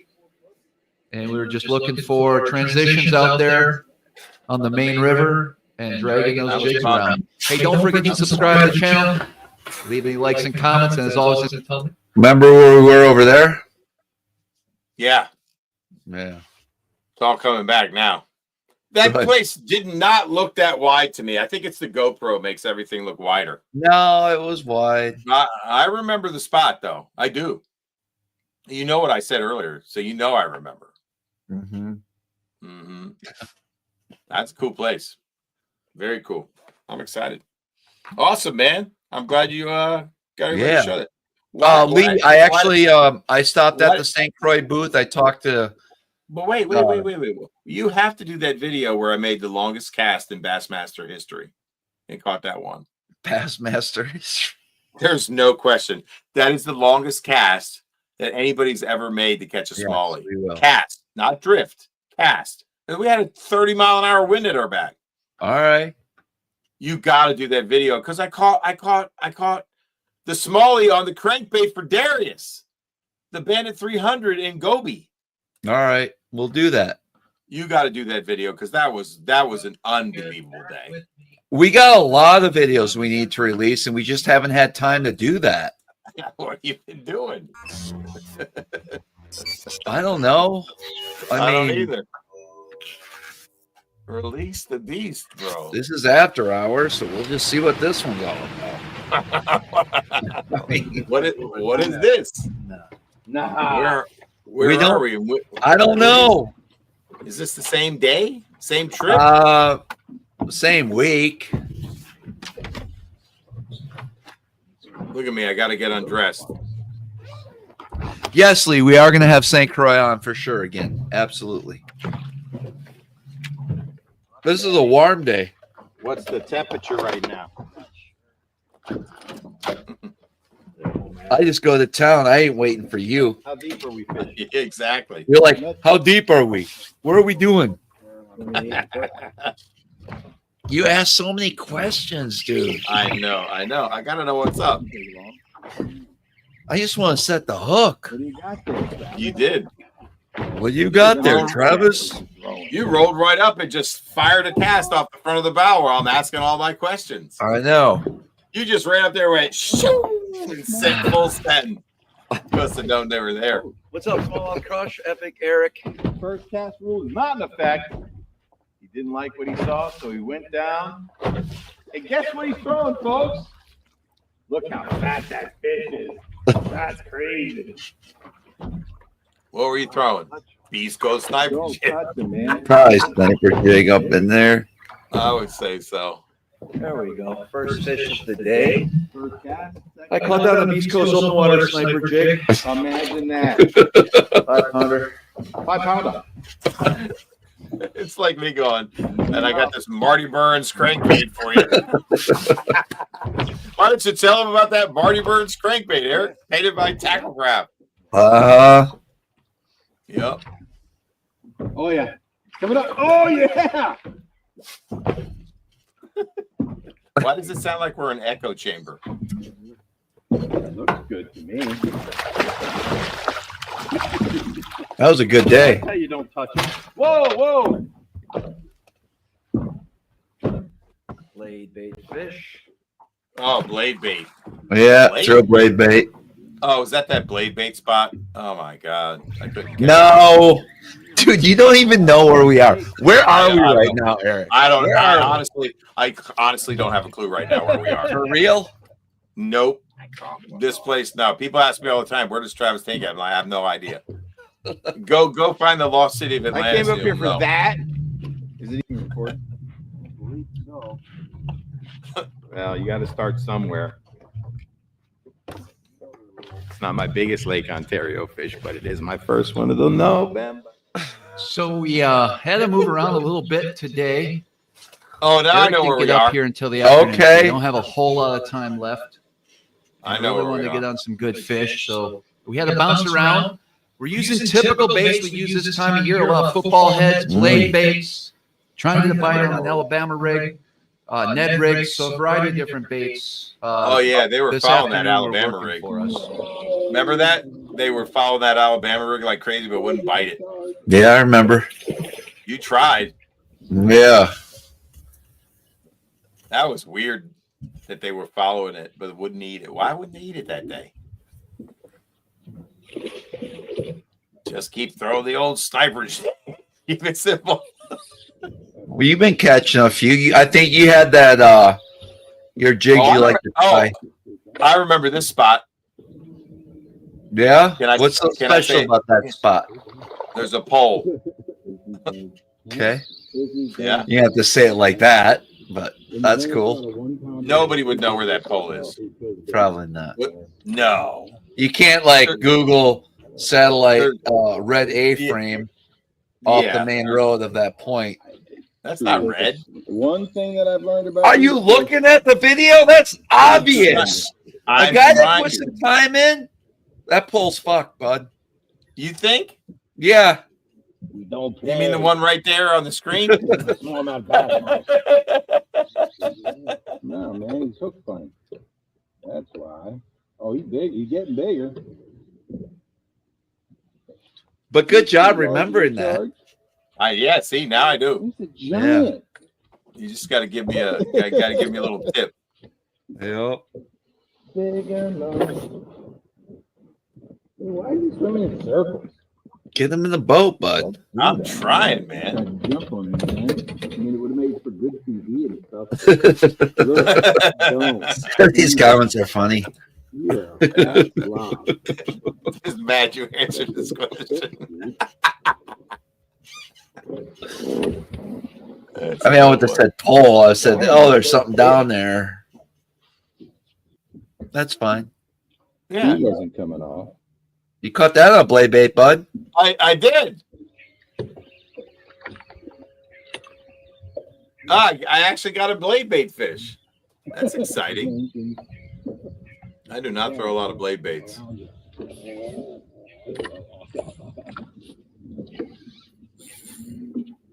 Oh, he's pulling some drag. Shark it. Shark alert. I think I'll need to sit down on this one.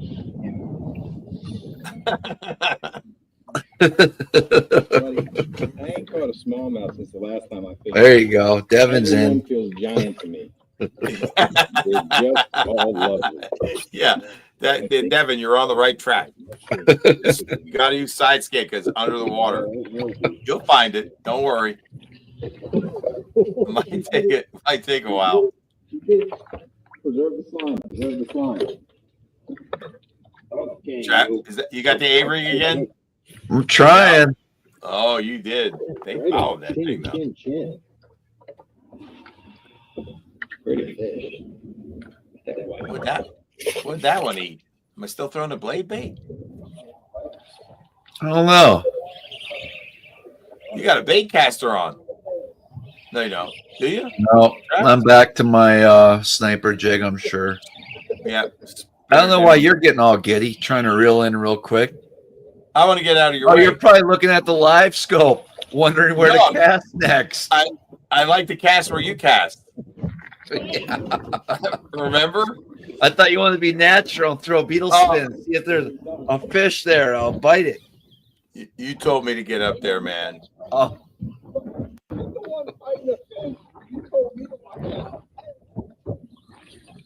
Can you believe it? He slung his jig like a madman. Yeah. What was that all about? I don't know. I think you hit my rod. Probably.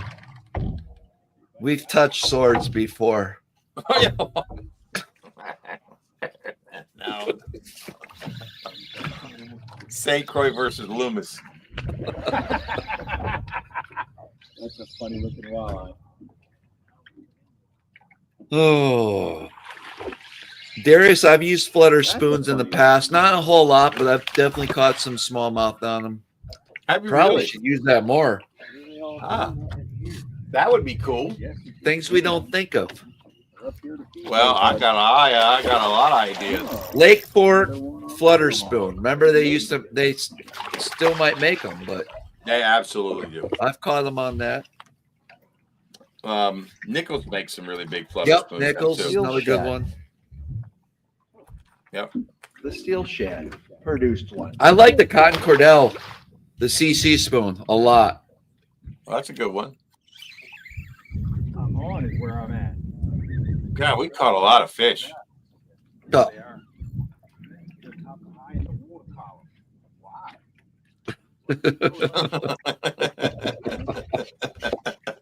I got a lot of questions. What'd I say? They're up high in the water column? I don't know. That's just stupid. Sean said. I saw. Yeah, you saw it. Nichols Little Larry. Oh, wait a minute. No, the Nichols Little Larry. Riley Brody's thing. Never heard of it.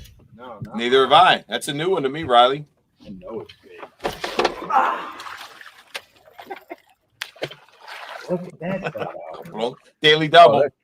Oh, I'm cranking there, bud. You caught a crankbait fish? Apparently. Crazy, man. Get another one. Oh, is it? No. I'll bet you. Don't make me weigh it. You know how to make that. Take a moment right there. You don't even know how to use that scale. I know, right? I had to learn how to look at that set. Yeah. LP, yes. The Legend X is what I use a lot for my football heads. Yeah, and I'm using the Loomis 852 S NRX Plus. Both great rods. Get that fish in the boat. If I could just work out a St. Croix sponsorship, I might trade. There you go. Yeah. I love that Legend X, dude. It means a lot just because of the amount of fish I've caught and clients. I own 4 of those rods, so there's only 4 of them. Yeah, and that is in our hands almost every day. Yeah, yeah. It's just strange. You like them as much as the old Legend Extreme?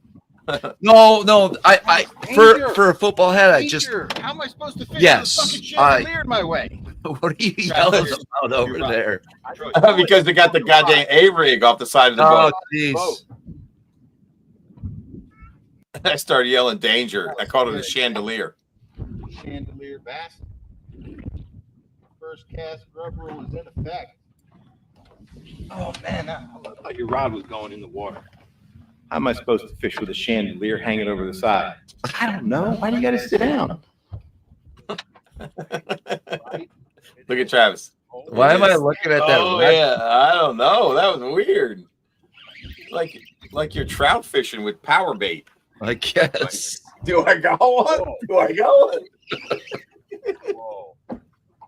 So guys, we this was in late November. It gets dark at like 4:30. Yeah. The sun was going down here, but we ran into a pot of fish and had a hard time leaving. We again. Remember? Yeah. We gotta go. The camera picks up more light than what was like visibly available. Like it was dark. Yep. Yeah.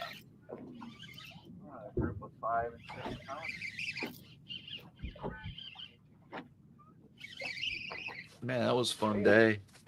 Oh my gosh, dude. Crazy. Another good one. Mildly warm out. I mean, we're not like what? What? I don't know. Did that hit you? Nah. Came close. Man, you're hooked up. I'm hooked up. It's crazy, dude. Look at that tail walking to him. I ain't live scoping. I'm just randomly casting, bud. I know, right? You let me do the live scope from now on. Even that big. He's not even that big. Oh, that's what I did. Have you ever landed a fish on the front deck? Yeah. Okay. Remember I used to lay over on them and you like that? Yeah. Yeah, I did the lay down mode, man. Like off the gun rail. Do you think it's just your old age? You like to use the seats now, or? No, it's I've had 3 knee operations on my right knee and need one on my left. It's all sports injuries. Like, what can I do in the future to help you?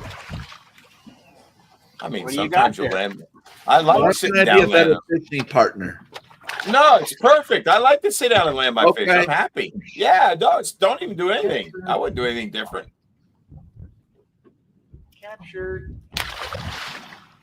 I like the way you hold the fish upside down. He's all Anyway, he just toss him right back in. He's upside down. I like to get back in the water quick.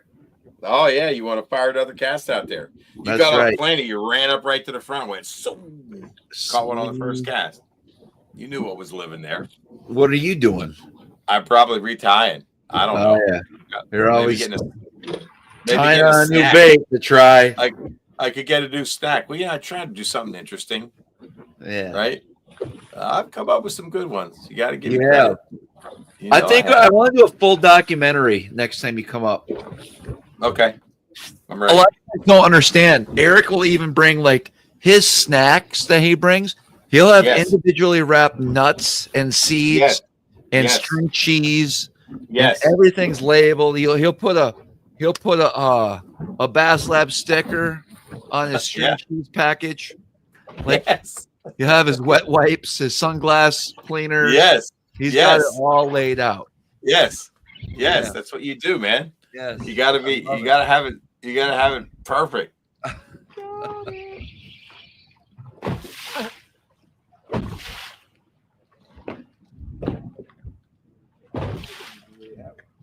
don't know. All right. This is good, man. We're almost done, bud. Now. All right. Then we'll wrap it up. Look how dark it is. Now it It's gets like darker, literally- yeah. last little bit of sunlight, and they're still biting. God, they bit that night. That's so crazy. Oh man, he's pulling drag hard. That's a giant. Let's see if I pull him up. Uh-oh. Oh, you did good there. I did it. Good job. Thanks, man. Wait, what? Yeah, I see some. Look, I'm asking you questions about what am I looking at? I don't have a clue. Yeah, Travis saw something. I got him. I got him. Let me lift that 4-pounder in the boat. That's just ridiculous.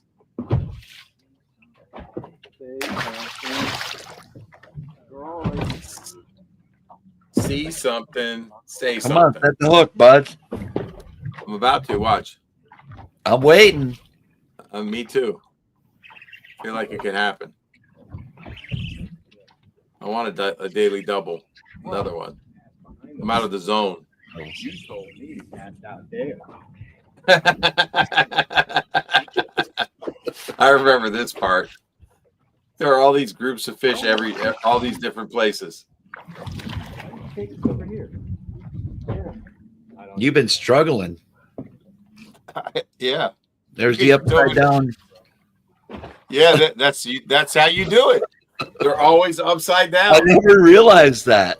Yeah, their tails are curled and they're upside down. You throw them in the water upside down almost every time. How far? See my line over you? Hell no. I don't see. You can't see anything. I got my glasses on. Oh, we got a little bit of light left. Take your glasses off, Holmes. I'm keeping them on. Safety first. That's right. Yep. Playing fish all over. That's what I'm interviewed about. Where are they? Right there. Yep. Yep.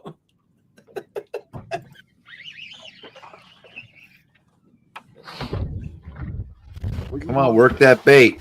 Nothing. Did good, bud. Jack 'em, man. You're on vacation. Oh, that had to hurt. I'm on vacation, he says. I know, right?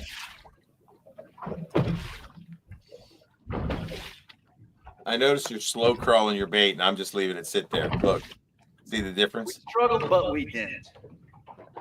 Wouldn't you agree? Yeah, man. It takes about a day to get my feel back for this stuff. It ain't easy. Oh yeah, that was my first time up there. Too much grass in there. Yeah, this is day one. Yep. Upside down again. How does that happen? You just grab them upside down and you toss them in, and their tails are curled every single time. I got you. Where'd they go? Hey. Thanks, grandchild. Get the double. Come on, work that jig, Travis. Get a daily double for me. I'm trying. Look at the screen glowing right now on the front, on the console. Look at that. That's crazy. What a bunch of idiots. I was so hungry at that point. Oh, you just wanted to get some dinner. I want to get some dinner. We're still jacking on them. That's so crazy. This is a long video, dude. I'm sorry. I thought you said it's almost done. I see a jig fly almost when I hit the camera. And you cast out again. Oh, yeah.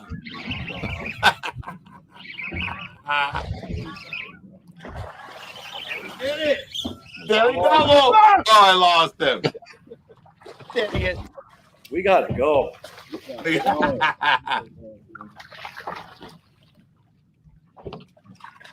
Work that jig.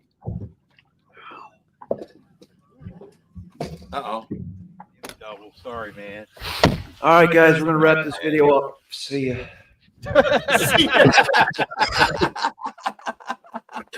Okay. Oh. was good, man. That was good. That was a fun day. We're gonna wrap this video up. See ya. See ya. All right, we're gonna wrap this stream up. We are. That was good, man. Good stuff, JP, man. Jody, thanks for hanging out with us tonight. And everybody that's hung on. Eric, I'm not kidding. To the end.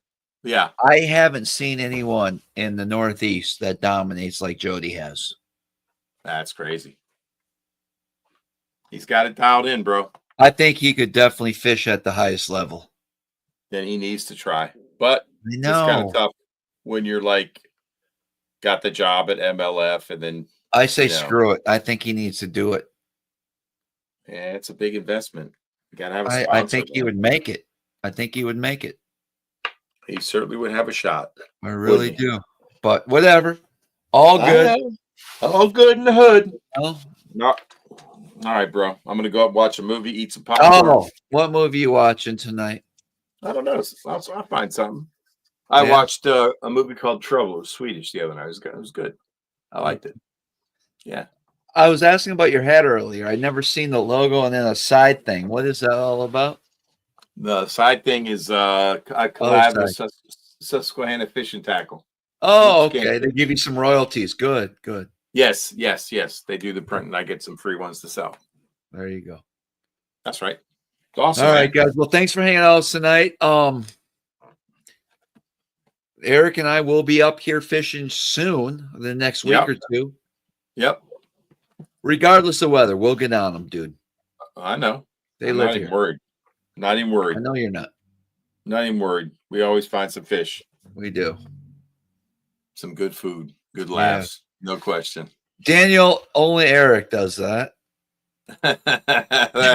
Exactly. That's my jam.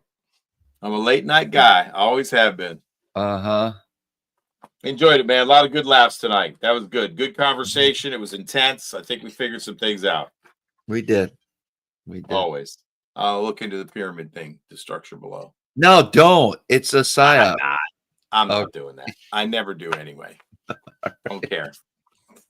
Don't care. I'm out. All right, as always, until next time, we'll see you guys on the water. Thanks for hanging out with us tonight. Fun times. Good stuff, man. It's kind of a lame live tonight. Was it? Yeah. Why? I don't think so. I think everybody enjoyed it. 225 people watching, man. You know, you got the hair from Jody White. I think you learned a few live scope tips, right? Yeah. All right. We got to hit in. Here we go. All right. Hit in. There you go. All right. See you. Peace. All right. Have a good one. There we go.